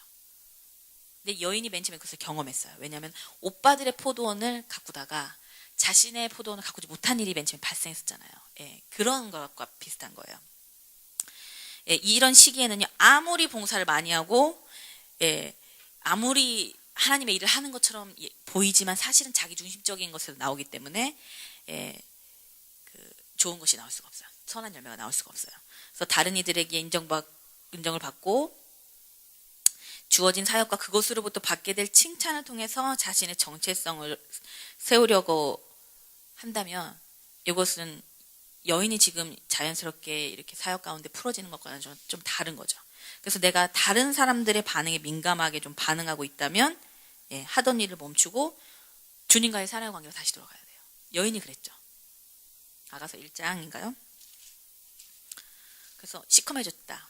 내가 태양 오빠들이 포도원을 가꾸느라 태양볕에 검어졌다. 그래서 니네들이 나를 흘겨보지 말라 그러거든요. 그러면서 다시 내 사랑하는 자가 어디에 있는지 물어보면서도 다시 예수님과의 사랑의 관계를 들어가잖아요. 그것처럼 우리가 이 여인이 왜 그랬냐면 오빠들에게 인정을 받고 싶어서 그랬었어요. 맨 처음에. 그래서 그 오빠들에게 인정받으려고 열심히 했는데 보니까 예수님과의 사랑의 관계는 멀어진 거죠. 그래서 다른 사람들로부터 오는 만족과 다른 사람으로부터 오는 그런 것들이 이 삶을 지배하게 되면서 아주 마음이 메말라졌었어요. 근데 여인이 다시 돌이켜서 주님과의 사랑의 관계로 들어갔을 때에 주님께서 놀라운 하나님 또 사랑을 계속 계시해 주시고 계속 이끌어 가시죠. 이 여인은요, 예전에 그런 초반에 있던 여인이 아니죠. 이제는 진짜 이제 다른 존재가 된 거예요. 그래서 우리도 내가 이제 다른 사람의 그 반응에 의해서 내가 좀 민감하게 반응하고 있다. 지금 다른 사람이 뭐 칭찬했을 때 좋아지고 만약에 뭐 좀 훈계했거나 좀 고치라고 했을 때 마음이 상했거나 이러면은 내 중심 가운데 예수님과 관계에서 좀 멀어진 거예요. 얘가 예전에 안타님한테 노래 보컬 배우고 싶다고 막 그러더라고요. 그래가지고 자기 창진이처럼 이렇게 자전거 탈 때처럼 아주 좋은 말로 잘해주는 그런 사람 필요하다고, 그런 사람 만났으면 좋겠다고. 그래서 제가 이제 그런 사람 안 만나도 된다. 네 안에 정체성이 있어야 된다. 아주 혹독하게 훈련시켜줄 사람이 필요하다. 이렇게 얘기했는데 내 안에 그 하나님과의 정체성 가지고 있는 거 있잖아요. 중요해요. 그래서 다른 사람들이 어떤 말을 하든지 간에 흔들리지 않는 마음. 이게 지금 여인이 갖고 사역하고 있는 중심의 마음이에요. 근데 우리가 때로는 우리 완성되어가는 공사 중 과정이잖아요. 그래서 다른 사람들의 시선이라든지 다른 사람들의 평가라든지 이런 것들로 인해서 우리가 많이, 저도 그렇고 많이 그래요. 네, 근데 이 여인처럼, 여인은 왕의 사랑이 너무나 충만히 채워졌기 때문에 다른 것이 필요치 않아요. 부족함이 없는 상태예요. 그것처럼 우리가 이 주님의 일을 한다고 하고 하나님의 어떤 사역들을 같이 주님과 같이 섬길 때는 하나님만 바라봐야 돼요. 하나님의 사랑으로만 채워지지 않으면 우리가 다른 것을 찾기 시작해요. 사람의 관계 안에서 나오는 어떤 그런 것들. 근데 걔에게 보면 열매가 좋지 않더라고요. 네. 예, 완전히 이제 다른 여인이 된 거예요. 자신이 사랑받고 있는 존재임을, 자신이 이제 사랑받고 있는 존재임을 알게 되었고, 그다음에 이 여인은요, 다른 것이 없어도 모든 감정을 채우고 기뻐할 수 있는 예수님이 그 안에 충만했기 때문에 예전의 사역과는 전혀 다른 마음으로 사역을 시작한 거예요. 그래서 다른 이들에게 그 사랑이 흘러가게 되었던 것입니다. 자신뿐만 아니라 자신을 통해 흘러나오는 왕의 사랑이 다른 이들에게도 부어지는 것을 보면서 그 감격이 계속 확장되는 거죠. 예수님이 사랑이 계속 더 확장되는 거예요. 네. 그래서 사역하다가 이게 번아웃 된다고 그러죠. 소진되는 거. 예. 소진되면 다시 우리가 주님의 관계 안으로 들어가야 돼요. 그리고 나 자신을 점검해 봐야 되겠죠. 그래서 사역을 하면 할수록요, 우리는 주님의 사랑이 커질 수밖에 없는 존재예요. 이 정석대로 한다면. 일이 많다고 해서 사역이 소진되는 거 아니라고 지난번에 얘기했어요. 마음의 상태예요. 예수님을 채우지 않고 한다면 아무리 적은 일을 해도 소진이 될 거예요. 그렇지만 예수님과 함께라면요, 아무리 많은 일을 해도 계속 하나님의 사랑 가운데 거하게 되는 거예요. 그다음에 그래서 이 여인이 호도동산으로 내려가서 이 미성숙한 자들을 돕기 시작하죠. 그리고 6장 12절에 보면 부지 중에 내 마음이 나를 내 귀한 백성의 수레 가운데 이르게 하였구나. 예, 순이 나는 어떤 포도원, 그다음에 그런 호도동산에서 일을 하고 그 골짜기에 있는 동안에 그녀의 영혼은 백성의 수레 같이 되었어요. 백성의 수레 가운데 이르게 되었어요. 그녀의 마음이. 이건 무슨 뜻이냐면은, 수레는요 바퀴가 달렸잖아요. 그래서 아주 자유롭게 자연스럽게 이동하는 걸 의미하거든요. 그래서 예전에 수레가 그 운송수단이었는데 짐을 가지고 그 장거리 여행에 가장 빠르게 운송할 수 있는 예전 고대 시대의 그런 운송수단이었어요. 그래서 가장 좋은 수레는 왕족에게 속한 것이었고, 그녀의 마음이 귀한 백성들의 마음을 실어 나르는 수레와 같이 된 거예요.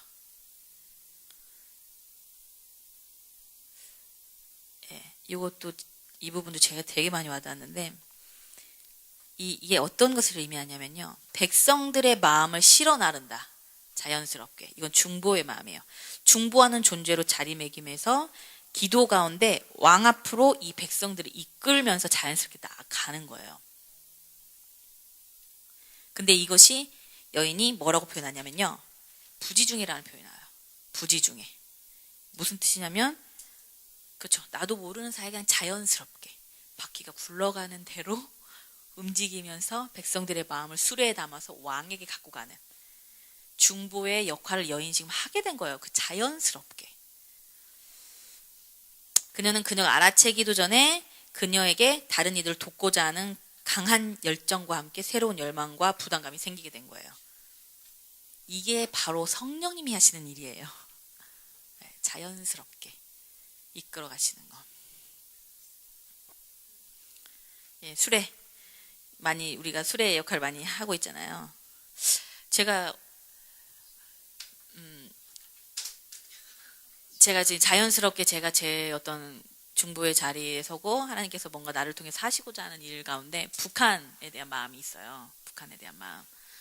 근데 참 하나님께서 나에게 너 북한 북한 이렇게 딱 지목해서 뭐 예언을 받은 적은 한 번도 없어요. 예언을 받은 적은 한 번도 없고 그 예언이라는 것이 참 추상적이잖아요. 실질적이고 정확한 예언도 있지만은 대부분 이제 저에게 오는 예언은 뭐 열방의 어미, 뭐 그러니까 그게 너무 그닥 큰 것이다 보니까 저한테 많이 와닿지가 않더라고요. 열방의 어미 이게 얼마나 큰 거길래 내가 품기에 너무 와닿지가 않았었는데 그래서 저는 예언을 항상 들으면요 뭔가 내가 지금 내가 기도하면서 받은 감동이 맞는지 확인하고 싶은 마음이 있었는데 한 번도 하나님이 확인시켜 주신 적이 없어요. 그래가지고 주님한테 제가 물어봤어요. 왜 이렇게 확인시켜 주시지 않냐? 근데 이미 내 마음가는 확신이 있었기 때문에 주님이 확인시켜 주실 필요가 없다고 하더라고요. 네. 북한의 마음을 어떻게 받았냐면은 여기 대림동으로 이제 와서 기도하면서 그냥 그 어떤 잃어버린 영혼들을 향한 어떤 열망을 중보기도 가운데 되게 많이 부어주셔서 많이 울었어요. 그리고 이제 북한을 위해서 기도하는데 언제부터 기도하기 시작했는지 모르겠지만 그냥 기도할 때 그냥 눈물이 많이 나더라고요. 초반에 그냥 극렬한 마음이랄까 그런 마음이 되게 많이 부어졌어요. 이 수레와 같이 하나님께 그 마음을 실어나르는 거 있잖아요. 그 북한 딱 생각하면 눈물이 막 계속 나고 이랬었어요. 근데 뭐 그걸 가지고 내가 북한에 가서 사역을 해야 되고 뭐 내가 북한에 또 부르심이 있고 뭐 이런 것까지는 정확하게 이제 몰랐죠. 그냥 눈물이 나니까 그랬는데 어느 순간에 계속 이게 지속되지는 않잖아요. 어느 순간에 부어졌다가 이제 계속 그냥 의무적으로 이렇게 하고 있었었는데 어느 순간에 이제 아가서 공부를 하는데 어떤 내용인지 기억이 안 나요. 얘기하다가 이제 송이가 그 북한 그 동영상을 봤나 봐요. 그래가지고 뭐 나누다가 송이가 갑자기 그냥 자기가 그 북한 애들을 보면서 막 그 마음이 아프다 이렇게 하면서 울었어요. 근데 그때 완전히 저한테 그 성령님이 임해가지고 제가 그때부터 북한에 대한 확실한 그 마음을 갖게 됐어요. 그때 막 그 불이 막 송이가 저는 동영상 보지도 않았어요. 근데 송이가 저 이번 주에 그 북한 동영상 봤는데 그 아이들이 너무나 불쌍해요. 하면서 이제 울었어요. 근데 내가 이미 북한에 대해 식어진 마음을 가지고 있었는데 그 모습을 보고 그 불이 완전 나한테 쫙 왔어요. 그래서 그때부터 나는 북한에 가야 되는 사람이구나 하고 자연스럽게 어떤 그런 열망, 이 수레를 실어 나르고자 하는 그 열망이 성령님에 의해서 부어지더라고요. 제가 아시는 분이 있는데 자기는 비전을 딱 정해놨어요. 나는 뭐 선교지 가서 이렇게 하는 사역을 할 거야. 이렇게 정해놨더라고요. 자기 비전을. 그래놓고서 그 비전을 이루기 위해서 학교를 그거에 맞춰서 가는 거예요. 근데 그 과정이 너무나 힘들어 보여요. 너무나 힘들어. 그래가지고 그냥 얘기하면서 제 동생이거든요. 근데 야, 너 좀 너무 힘들다. 내가 볼 때 이거 성령님 아닌 것 같다. 너무 힘들게 그거를 막 붙들고 막 식당 막 이런 데 일하고 그러면서 막 학교도 좀 많이 힘들어 했었어요. 그래서 수연아, 하나님은 그렇게 일하시지 않는 것 같다. 성령님이 이렇게 자연스럽게 열망을 부어주셔서 나로 이렇게 하는데 내가 목표를 나는 이거를 할 거야 딱 정해놓고 이 방법도 이게 하나님의 방법대로 가면 좋은데 내 방법대로 막 가려고 하니까 얼마나 힘들겠어요. 그래가지고 그런 얘기를 좀 나눴더니 얘가 그렇구나. 이게 좀 이 성령님께서 움직여주시는 수레처럼 자연스럽게 움직이는 이것 가운데 여인이 발견한 것처럼 여러분이 그것 좀 발견했으면 좋겠어요. 네. 그래서 저는 어떤 분들은 예언을 통해서 정확하게 어떤 부르심에 대해서 많이 말씀해 주셨는데 저는 그냥 뭐 중보기도자, 예, 보통 다 그렇지만은 뭐 요르단 뭐 이렇게 좀 정확하게 있잖아요. 정확하게 어떤 뭐 일본, 중국 많이 나오셨어요 우리 전도사님은. 캠퍼스 이렇게 저는요 한 번이라도 제가 그 어린아이에 대한 예언을 받았으면 좋겠다는 마음이 있었어요. 예, 근데 한 번도 저한테 그런 예언이 안 나오더라고요. 예, 근데 확신은 있어요. 그래가지고 예, 성령님이 하시는 것도 여러 예언을 통해서라든지 하시겠지만은 자연스럽게 그 열망을 주시는 것 같아요. 이 여인이 자연스럽게 열망을 통해서 그리고 바퀴가 수레가 움직이듯이 스무스하게 움직이잖아요. 동그랗게. 예, 그것처럼 자연스럽게 여러분을 성령님께서 이끄실 거예요. 예, 그 사역 가운데로. 그래서 반응하시는 여러분이 됐으면 좋겠어요. 예. 그리고 그녀는 근면함으로 걸어가면서 이 부담을 통과하게 되는데, 이제 조금 뒤로 넘어가서 7장 12절에 보면은요, 뭐라고 나오냐면, 우리가 일찍 일어나서 포도원으로 가서 포도 우미 돋았는지, 꽃술이 퍼졌는지, 석류꽃이 피었는지 보자. 예. 일찍 일어나서라는 표현이 있죠. 예. 하나님께 이렇게 받은 그 열망과 부담과 열정, 이것들을요, 여인이 근면하고 성실하게 감당하는 모습을 보여요. 일찍 일어나서. 예. 열정이 있으면 사실은 지난번에 종혜영 우리 전도사님께서 양자영하고 종혜영에 대해서 이제 하셨잖아요. 시켜서 하는 게 아니에요. 아주 열정적으로. 아가서 강의도 저 시켜서 그냥 마지못해 했다면은 되게 힘들었을 거예요. 정말 거의 배가 불러오고 집중력이 많이 떨어져요. 근데 너무 저는 좋거든요. 네, 하는 게 이 열정이 생겨서. 네. 그래서 제 나름대로는 정말 부지런하게 시간들을 좀 보내고 있는 것 같아요. 시키지 않아도 예진 이거 빨리 해야지 뭐 그게 아니라. 네. 근데 제가 하기 싫은 거는 해야지 목사님 옆에서 해도 간신히 이렇게 하잖아요. 근데 네, 열정이 있으면 여인처럼요 일찍 일어나는 거예요. 일찍 일어나서 그 양자의 영으로 네, 자녀의 마음으로 감당하게 되는 거죠. 이 여인이 이제 그런 또 사역을 하게 됩니다. 6장 13절 그 다음 절 한번 볼게요. 여기는요. 돌아오고 돌아오라 술람미 여자야 돌아오라 우리가 너를 보게 하라. 여기 부분이 있고 그 다음에 너희가 어찌하여 마하나임에서 춤추는 것을 보는 것처럼 술람미 여자를 보려느냐. 이 13절은 두 부분으로 나눠져 있어요. 이거 저기 표시되어 있죠 성경에. 예. 이 구절에는 신부에 대한 교회의 두 가지 반응을 나타내고 있어요. 첫 번째 반응은요. 돌아오라 술람미 여자야. 어떤 이제 여인이 사역 가운데 갔잖아요. 그러니까 여인을 다시 만나고 싶어하는 그런 갈망을 나타내고 있는데 이게 예루살렘의 딸들이 그 여인에 대한 존경과 감탄의 말이에요. 예루살렘의 딸들이 결국 그 술람미 여인을 보고 내가 주님을 함께 찾으러 가겠다라고 결정을 했잖아요. 마음의 결정을 했잖아요. 그래서 그들은 그녀와 함께하면서 배우고 싶은 열망을 이제 긴급하게 표현한 거예요. 여인이 이제 사역하러 갔는데 너가 필요하다. 돌아오고 돌아와라. 하면서 4번이나 돌아달라고 얘기를 하죠. 예. 사도 바울이요. 에베소 교회를 떠나서 다른 이제 사도 바울도 다른 포도 동산으로 내려갔어요. 이렇게 1차, 2차, 3차 전도 여행을 통해서 쭉 교회를 이제 소아시아 쪽으로 돌면서 하잖아요. 그랬을 때 장로들이 사도행전 20장 37절에 38절에 보면은요, 장로들이 울었어요. 왜 울었을까요? 돌아오라고. 아니지, 그러니까 이런 지금 예루살렘의 딸들이 여인을 찾는 마음으로 그랬던 거예요. 우리도 같이 있고 싶은 마음이잖아요. 같이 하나님 섬기고 싶은 마음. 솔직히 우리가 목사님하고 저가 이제 딴 곳에 교회를 개척했다고 쳐보세요. 네, 그랬을 때 여러분 마음 어떨 것 같아요?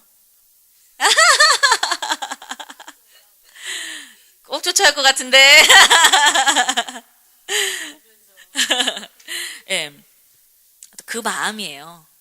함께하고 싶고 어떤 그 술람미 여인에 대한 존경과 그 감탄과 함께하고 싶은 그 마음들을 이 예루살렘의 딸들이 표현하고 있어요. 근데 그 밑에 구절은 조금 더 틀려요. 밑에 구절은 밑에 구절이 보기 전에 돌아오고 여기서 술람미 여자에 나오잖아요. 처음으로 이 여자가 술람미 여자라는 게 나와요. 여기에. 술람미가 수넴 지역 있죠. 수넴 지역 그 이스라엘의 도시 중에 하나인데 수넴 사람이라는 거예요. 수넴 사람을 술람미라고 하는데 그 술람미라는 이 여인이 술람미 출신이라는 것이 나오죠. 근데 솔로몬과 수넴은요 평강을 뜻하는 똑같은 어원에서 나왔어요. 예. 근데 이 예수님도 평화의 왕자시잖아요. 그렇기 때문에 이 여인이 되게 예언적인 것 같아요. 똑같이 예수님과 같은 이름을 가지고 있었던 거예요. 평강. 이 두 번째 반응은요. 너희가 어찌하여 마하나임에서 춤추는 보는 것처럼 술람미 여자를 보려느냐? 왜 이렇게 니네 그거 찾냐? 왜 술람미 여자 자꾸 돌아오게 하냐? 이렇게 좀 빈정거리는 그 말이에요. 예, 두 번째 반응은 그녀를 때리고 상처를 주었던 파수꾼들에게서 오는 빈정거림인데, 그들은 신부를 영적으로 중요한 사람으로 보려고 하는 예루살렘의 그 딸들의 바람을 평가절하해요. 예. 마하나임은요, 히브리어로 마하나임도 이제 지역 이름인데, 마하나임은 두 진영, 두 군대를 뜻해요. 그리고 마하나임이 이제 에서와 야곱이 충돌했던 곳이에요. 그래서 거기서 이제 하나님의 군대라는 뜻인데, 거기서 그런 이름이 나왔어요. 그리고 춤은요, 그리스의 몸 안에 두 진영의 상호작용이에요. 어떻게 보면 영적 전쟁하는 상호작용.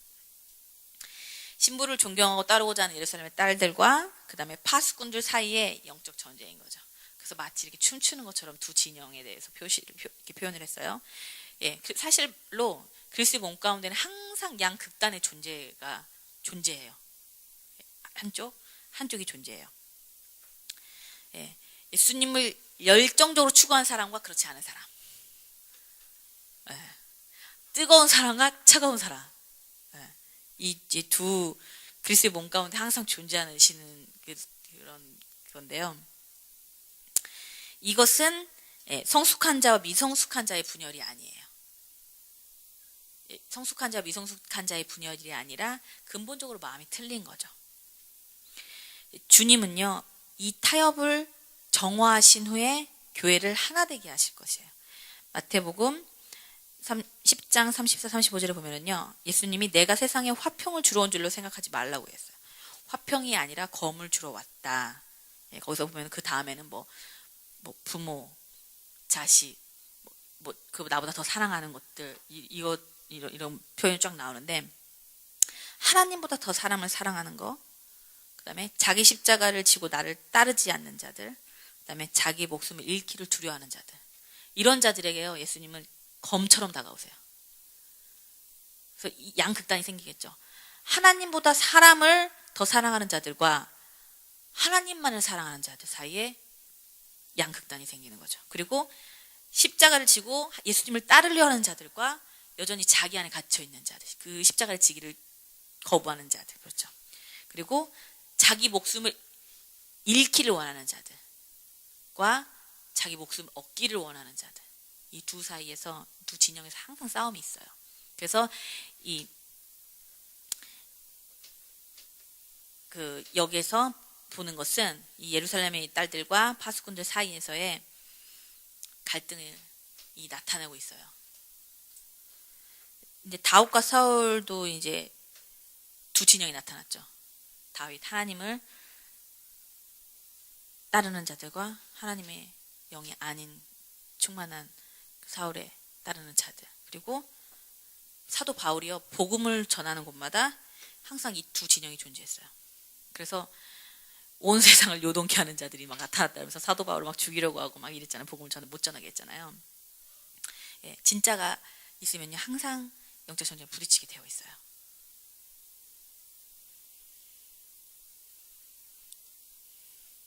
예, 13절은 이해가 되시죠? 그 다음에 7장. 예, 이제 7장, 8장 2장 남았어요. 여태까지 우리 6장까지 했어요. 좋죠?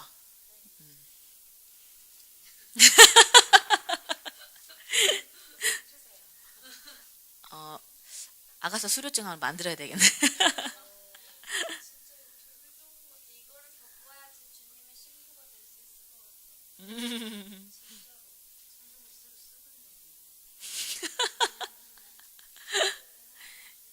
김규빈의 아가서가 또 나왔으면 좋겠어요.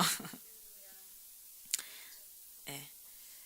7장 1절에서 5절. 여기는요, 뭐냐면요. 이제 바로 위에 절 보면은요, 너희가 어찌해서 이 여인을 술람미 여자를 보려고 하냐. 예루살렘의 딸들에 대해서 막 빈정거리는 거예요, 그 바스꾼들이. 그러니까 이 예루살렘의 딸들이 연때까지 보았던 술람미 여인에 대해서 또 묘사하는 거예요. 이 부분은 예수님 묘사하는 게 아니라 예루살렘의 딸들이 술람미 여인에 대해서 묘사하는 거예요. 귀한 자에 따라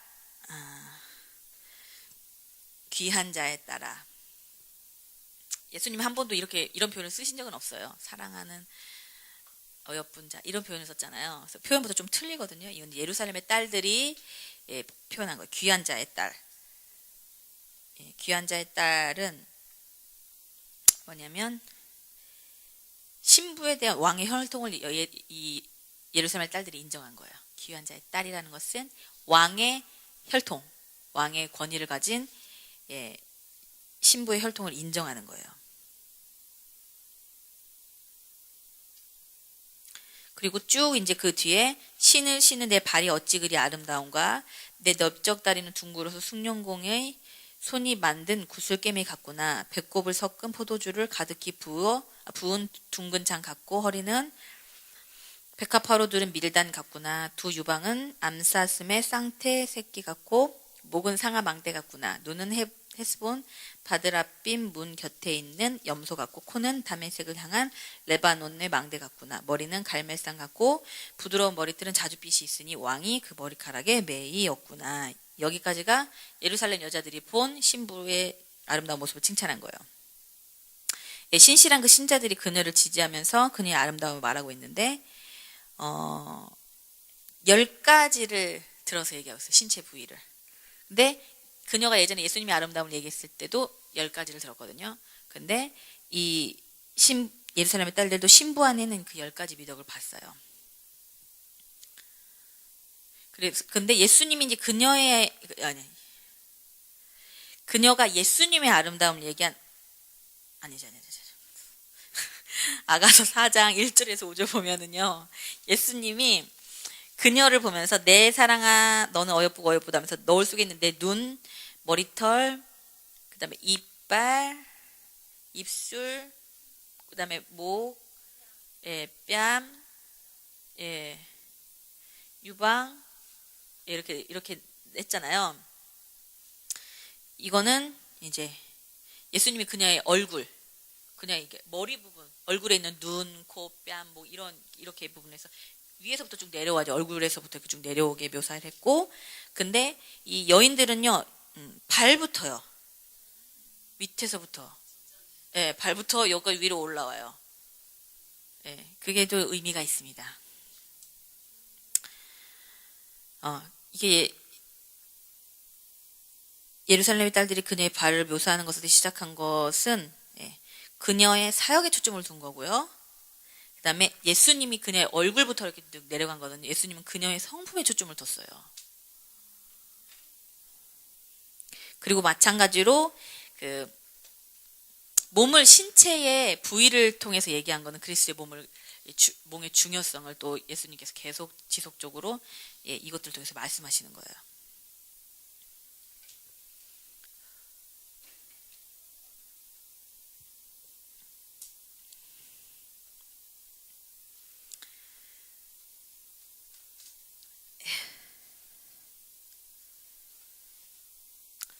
그녀의 딸들이 먼저 아름다운 발에 대해서 얘기하고 있죠. 이는 열방에 선포되는 하나님의 나라의 복음이 가진 메시지가 얼마나 아름다운지를 상징하고 있어요. 이사야 52장 7절에 보면은 이런 말씀이 있습니다.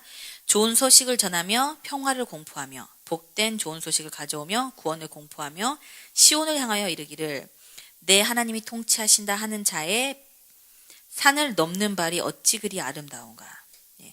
아름다운 발. 여기서 복음을 전하는 발이에요. 열방 가운데 가서 복음을 전하는 발이 얼마나 아름다운가를 이 예루살렘의 딸들이 여인을 통해 보고 있어요. 그리고 그녀의 발이 신발을 신었다고 했죠. 신을 신은 내 발이 어찌 그리 아름다우라고 했어요. 신발은 권세를 뜻해요. 신발은 부와 존경을 뜻해요. 고대 시절에 그 신발은요 부자들만 신었거든요. 가난한 자들에게는 이제 종종 맨발이. 그래서 벗은 발은요 상징적으로는 수치, 가난, 겸손을 뜻해요. 벗은 발. 근데 여인은 이제 신발을 신었기 때문에 권세와 부를 상징하는 거예요. 그리고 신부의 넓적다리 표현이 나오죠.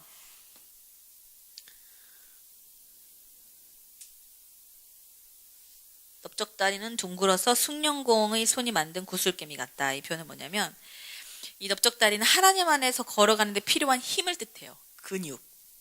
그의 넓적다리의 선은 힘을 공급하는 그녀 다리의 근육의 모양이다. 그래서 이런 힘의 요소는 많은 훈련을 통해 길러질 수 있는 거예요. 그래서 그녀의 강한 걸음은 숭늉공이 만든 보석과 같이 값지고 고귀한 것으로 평가되어지는 거예요. 구슬개미가 이제 숭늉공이 만든 보석 같은 거죠. 그래서 많은 만짐, 훈련을 통해서 이 여인이 하나님 안에서 걸어가는데 필요한 힘을 받는 거예요. 그래서 때로는 훈련이요, 되게 힘들어요. 근데 이게 그치만 훈련되어진 사람과 훈련되어지 않은 사람은 딱 그 표시가 나요. 그래서 훈련이 힘들지만 훈련되어지면 이렇게 고귀한 어떤 숭늉공이 만든 보석처럼 모양이 나타나는 거죠. 아무리 재능이 있어도요, 훈련되어지지 않으면 그 재능이 없어지는 거예요. 그래서 운동선수들이 엄청 자신을 훈련하잖아요. 그래서 우리도 계속 영적으로 하나님 우리에게 주신 것들을 계속 훈련해야 돼요. 배꼽이라는 표현이 있는데요. 배꼽은 모태에서 아기가 받은 영양을 뜻해요. 그렇죠? 배꼽이 이제 탯줄 잘라서 배꼽 모양이 나온 거잖아요. 그래서 영양을 모태에서 받은 영양을 뜻하는데 이것은요, 하나님 안에서 우리 속사람이 성장해간 시간이에요. 그래서 주님 안에서 우리가 형성되는 것을 뜻해요. 속사람, 모태 안에서 영향을 받는 것, 우리의 속사람이 하나님의 사랑으로 강건해지는 걸 뜻해요. 그래서 이 배꼽이 배꼽은 섞은 포도주를 가득히 부은 둥근 잔 같다고 나오죠. 그래서 둥근 잔은 건강한 사람의 배꼽을 뜻해요. 건강한. 그래서 속사람이 아주 건강하다는 거죠. 가득히 부은 둥근 잔은 영양이 꽉 채워진 상태를 뜻하고요. 그래서 강력한 삶을 위해 필요한 영양들을 균형 있게 섭취하여 이 여인의 속사람이 아주 건강하다는 것을 여인들이 보고 있는 거예요. 이것이 우리의 삶의 영적인 기초예요. 이 속사람이 든든해지는 거. 겉사람이 든든해지는 것도 중요하지만 더 중요한 것은 우리 속사람이 하나님으로부터 필요한 모든 것을 공급받아서 건강해지는 거예요. 그다음에 밀단 같은 허리가 나오죠. 허리, 밀단. 추수 때에 이제 밀을 이렇게 묶어 놓은 거예요. 이제 이거는 풍성한 추수와 함께 허리가 밀단 같다라는 것이 저와 같은 모습이에요. 이렇게 뚱뚱한 임신한 모습. 임신한 모습. 그래서 그녀는 백합화로 두른 밀의 추수로 이제 임신되어 있는 상태죠. 근데 그 백합화로 둘렀다는 표현은 백합이 이제 순결함과 거룩함을 뜻하거든요. 그래서 순결함과 거룩함 안에서 여인이 풍성하게 추수할 것을 보고 있는 거예요. 그다음에 됐나요?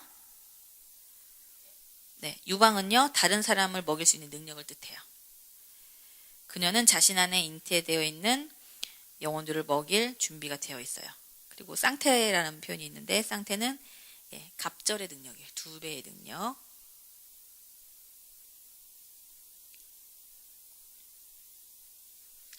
그다음에 4절에 보면 목이 나오는데 목은요, 우리의 의지를 뜻해요.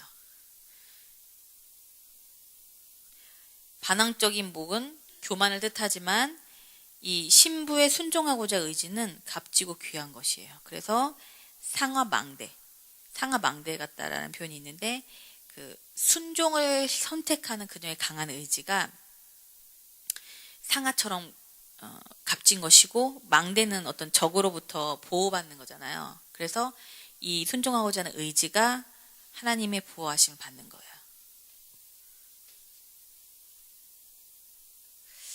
창진이가 그런 얘기를 하더라고요. 불순종은 속박이다. 불순종의 결과는 속박이다라는 표현을 했어요. 이해 가세요? 내가 하고 싶은 대로 하면 자유할 것 같잖아요. 근데 거기에 속박이 있대요. 그래서 우리가 주님께 순종하고자 하는 그 의지 가운데 보호하심, 이 상하망대처럼 그 보호하심이 있는 거예요. 그다음에 눈 있죠. 눈은 헤스본 바드라빔 문 곁에 있는 연못 같고, 눈은 계시를 받을 수 있는 능력을 뜻해요. 그래서 에베소서 1장 18절에 우리가 자주 기도하는 너희 마음의 눈을 밝히사 그의 부르심의 소망이 무엇이며 성도 안에서 그 기업의 영광의 풍성이 무엇이며 알기를 원한다는 뜻이 있죠. 말씀이 있죠. 눈은 계시를 받을 수 있는 능력을 뜻하는데, 그녀는 이제 깊은 통찰력을 가지고 있어요. 그녀의 눈이 헤스본에 있는 연못과도 같은데, 이 연못의 특징이 진흙이 많지 않아가지고 속을 볼 수 있을 만큼 깨끗하고 투명한 연못이에요. 그리고 바드라비문은 한때 헤스본 도성에 깨끗한 물이 나오는 휴양지였대요. 그래서 아주 깨끗한 어떤 것을 뜻하는데, 보는 것이 선명하게 볼 수 있는 능력을 뜻해요. 우리가 똑같은 것을 보더라도 어떤 사람은 볼 수 없는 것들을 볼 수 있는 사람이 있죠. 그리고 똑같은 것을 보더라도 예쁘게 볼 수도 있고 안 좋게 볼 수도 있어요. 우리가 민지를 볼 때 좋은 것을 찾으려면 하나씩 좋은 것을 찾을 수 있지만, 또 안 좋은 것을 찾으려면 또 하나씩 또 안 좋은 것도 찾을 수가 있어요. 그래서 우리의 눈이 이렇게 투명하게 하나님의 눈으로 그런 계시를 받을 수 있는 능력을 뜻하는데요. 그것이 이제 표현이 헤스본에 있는 연못과 바드라빔 문으로 표현되어 있었어요. 그다음에 코가 나오는데요. 코는 분별을 의미해요. 냄새로 분별하잖아요. 좋은 냄새 나는데 네. 재미없군요. 네, 영적으로 공기가 참 좋은 냄새가 나요. 어디 가면은 참 안 좋은, 영적으로 안 좋은 냄새, 알죠? 이 냄새, 우리는 글쎄 향기라고 하는 냄새 안에 영적인 그 분별력이 나타나 있어요. 그래서 코는 다메섹을 향한 레바논 망대 같구나. 네, 중요합니다. 이 코는요. 왜 다메섹 망대인지. 망대는요, 보호를 제공해요. 보호를 제공하는데, 다메섹을 향한 레바논 망대라는 것은요, 다메섹이 어딘지 아세요? 어디예요? 맞아요. 이 다메섹이요, 시리아의 수도였어요. 근데 시리아가 이스라엘의 가장 큰 적이었어요. 그래서 다메섹을 향한 레바논 망대 같다는 것은요, 다메섹, 적을 향한 그 근처에 있는 레바논 산에 있는 망대. 그래서 적이 어떻게 움직이는지를 계속 주시해서 보는 영적 분별력이에요. 코가. 그렇죠. 예. 그래서 코는 분별을 의미하는데, 그 원수의 움직임을 계속해서 주시해야 하는 군사적 전초기지를 의미해요. 그 다메섹을 향한 레바논 망대라는 것은. 그래서 우리 코가 그렇게 분별해서 원수들이 좀 안 좋은 냄새 나는데 이렇게 계속 분별하고 있어야 되는 거죠. 네, 그래서 이 예루살렘의 딸들은 이 여인이 영적인 분별력도 이제 생긴 것을 얘기하고 있는 거예요. 그리고 머리가 나오죠. 머리는 갈멜산 같다. 머리는 신부의 생각을 나타내요. 신부의 생각. 영적 전쟁에서 특히 우리의 생각은 하나님에 대해 우리가 갖는 하나님의 이미지와 깊은 관련이 있기 때문에 중요해요. 아까도 얘기했지만 사단이 영적 전쟁에서 이제 생각을 통해서 많이 침투하잖아요. 그렇죠? 물론 이렇게 무섭게 나타나서 하는 경우도 있어요. 그러면 이제 분명히 이게는 사단이구나라고 쉽게 판별될 수 있기 때문에 사단이 좀 교묘하게 이렇게 해가지고 생각을 통해서, 이게 마치 나에게서 온 것처럼 해서 생각을 통해서 집어넣어줘요. 그래서 특히 근데 우리가 하나님에 대한 이미지에 대해서 왜곡시키는 걸 사단이 잘하는데, 사단은 영적 전쟁 가운데서 하나님께서 우리를 향한 깊은 사랑에서 거짓으로 역사하여 우리를 버리실 것이라는 거짓 메시지를 계속해서 주입시킨다. 이게 생각 속에 나오는 거예요. 생각 속에서. 사단이 계속 머리에 둔 거죠. 근데 갈멜산 같다라는 것은요, 갈멜산은 아름다운 높은 산 중에 하나예요.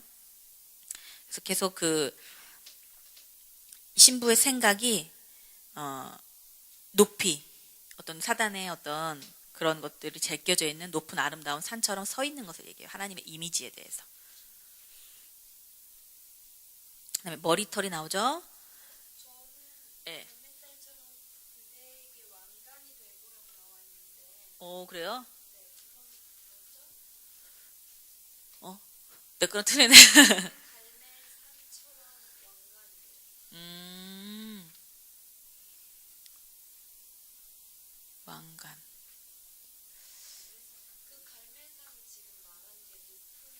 예, 높고 아름다운 산이에요, 갈멜산이.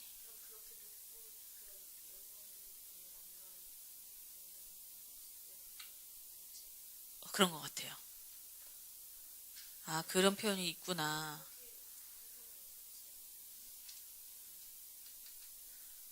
그거는요, 제가 그 규빈아 다음 주에 설명해 드릴게요. 사실은 그거 있었거든요. 근데 저 이제 제 성경이 없어서 그냥 패스했어요. 왕관 같다라는 표현이. 그래서 예, 이사야의 말씀이 있어서 했었는데 제가 그냥 넘겼어요. 기억이 잘 안 나네. 읽어긴 읽었는데 왕관. 네, 넘어갈게요. 네, 머리털은요 아시죠? 머리털은 쭉 여태까지 왔었던 것 중에 가장 헌신이에요. 그 나시린들이 주님을 향해 전 삶을 드렸던 헌신을 뜻해요. 그래서 그녀의 머리는 충성을 뜻하는 자줏빛이다. 신부의 헌신은 하나님의 마음을 붙잡는다 나오죠. 머리털은 자줏빛이 있으니 왕이 그 머리카락에 매여 있다. 그래서 우리의 헌신이 예수님을 딱 붙잡는 거예요. 재밌죠? 예, 이 모든 구절이 또 아까도 얘기했지만 성숙의 자리로 나아가고 있는 그리스도의 몸을 향한 하나님의 마음을 나타내고 있어요. 각 몸의 신체의 부분을. 그래서 우리 신체의 부분 중에 어느 한 곳 귀하지 않은 곳이 없잖아요. 그렇죠?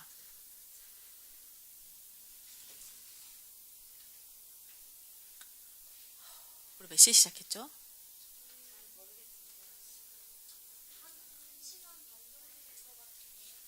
또 1시간 반 정도 남았는데 장난이고요. 조금 더 할까요? 그래요? 되게 오래 했네. 뒷부분 좀 재밌어요.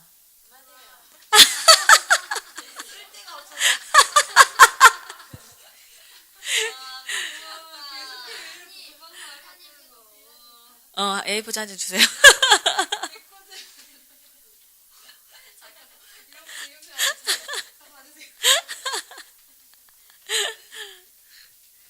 어떻게 하죠? 너무 오래 했는데. 오늘은 여기까지 할까요? 네.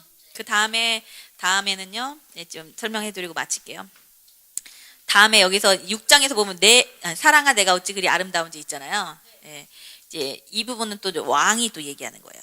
왕이 여인을 향해 또 사랑의 표현을 하는데 예루살렘의 딸들이 왕의 아름다움에 신부의 그런 어떤 영적 성숙의 어떤 부분을 얘기를 했잖아요. 그걸 받아서 왕이 확증해 주는 거예요. 여인이 이렇게 성숙했다라는 걸 확증해 주면서 쭉 나가요. 그렇죠.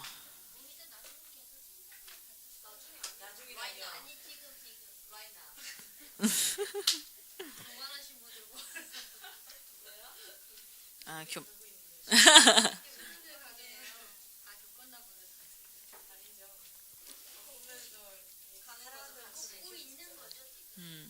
어, 다음 주에 다 끝낼 수 있을까요? 그러면 다음 주에는 있죠? 오늘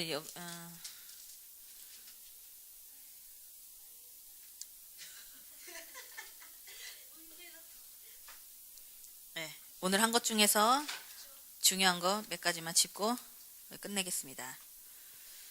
이제 디르사 아까 말했던 이제 영적 전쟁 많이 얘기했던 것 같아요. 영적 전쟁 그리고 우리의 눈이 계속 예수님을 바라보는 것이 얼마나 예수님에게 강한 충격을 주는지 그 가나안 여인을 통해서도 봤듯이 계속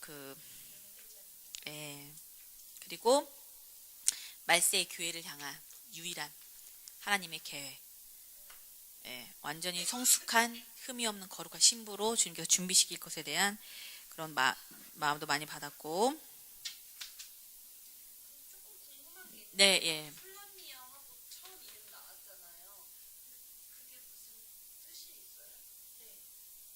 술람미? 아, 그 지역 이름이라는 그것에 대해서? 음, 음. 음.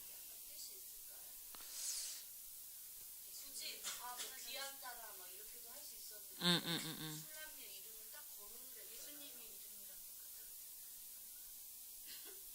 음. 그러니까 이제 규빈이의 말은 이 시점에서 왜 술람미 여인이라는 딱 지칭을 했냐는 거지. 어. 규빈이가 한번 묵상해 봤으면 좋겠네요.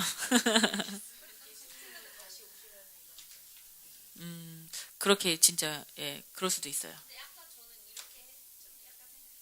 음, 음.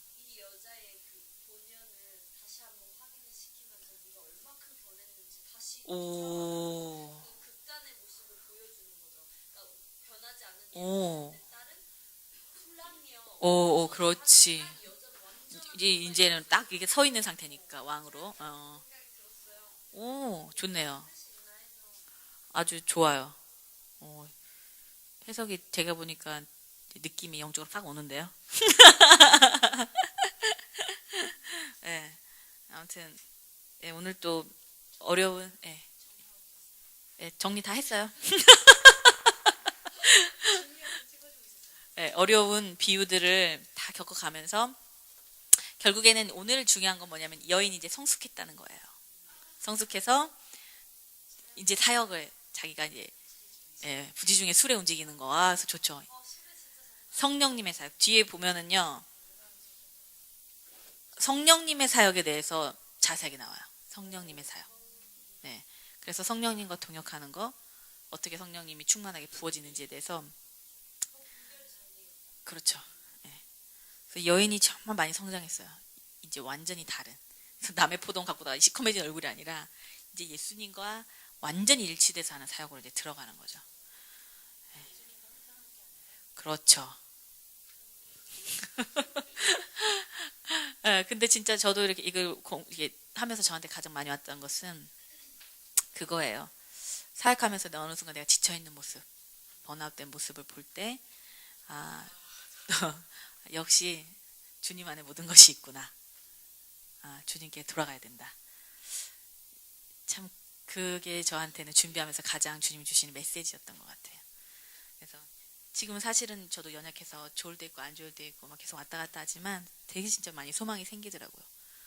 부지 중에 성령님께서 움직이시는 대로 계속 사역하면 사역할수록 더 충만해지는 예, 우리 이기는 사람들의 예, 예, 사람들이 되었으면 좋겠습니다. 네, 오늘 여기까지 마칠게요. 수고 많이 하셨어요.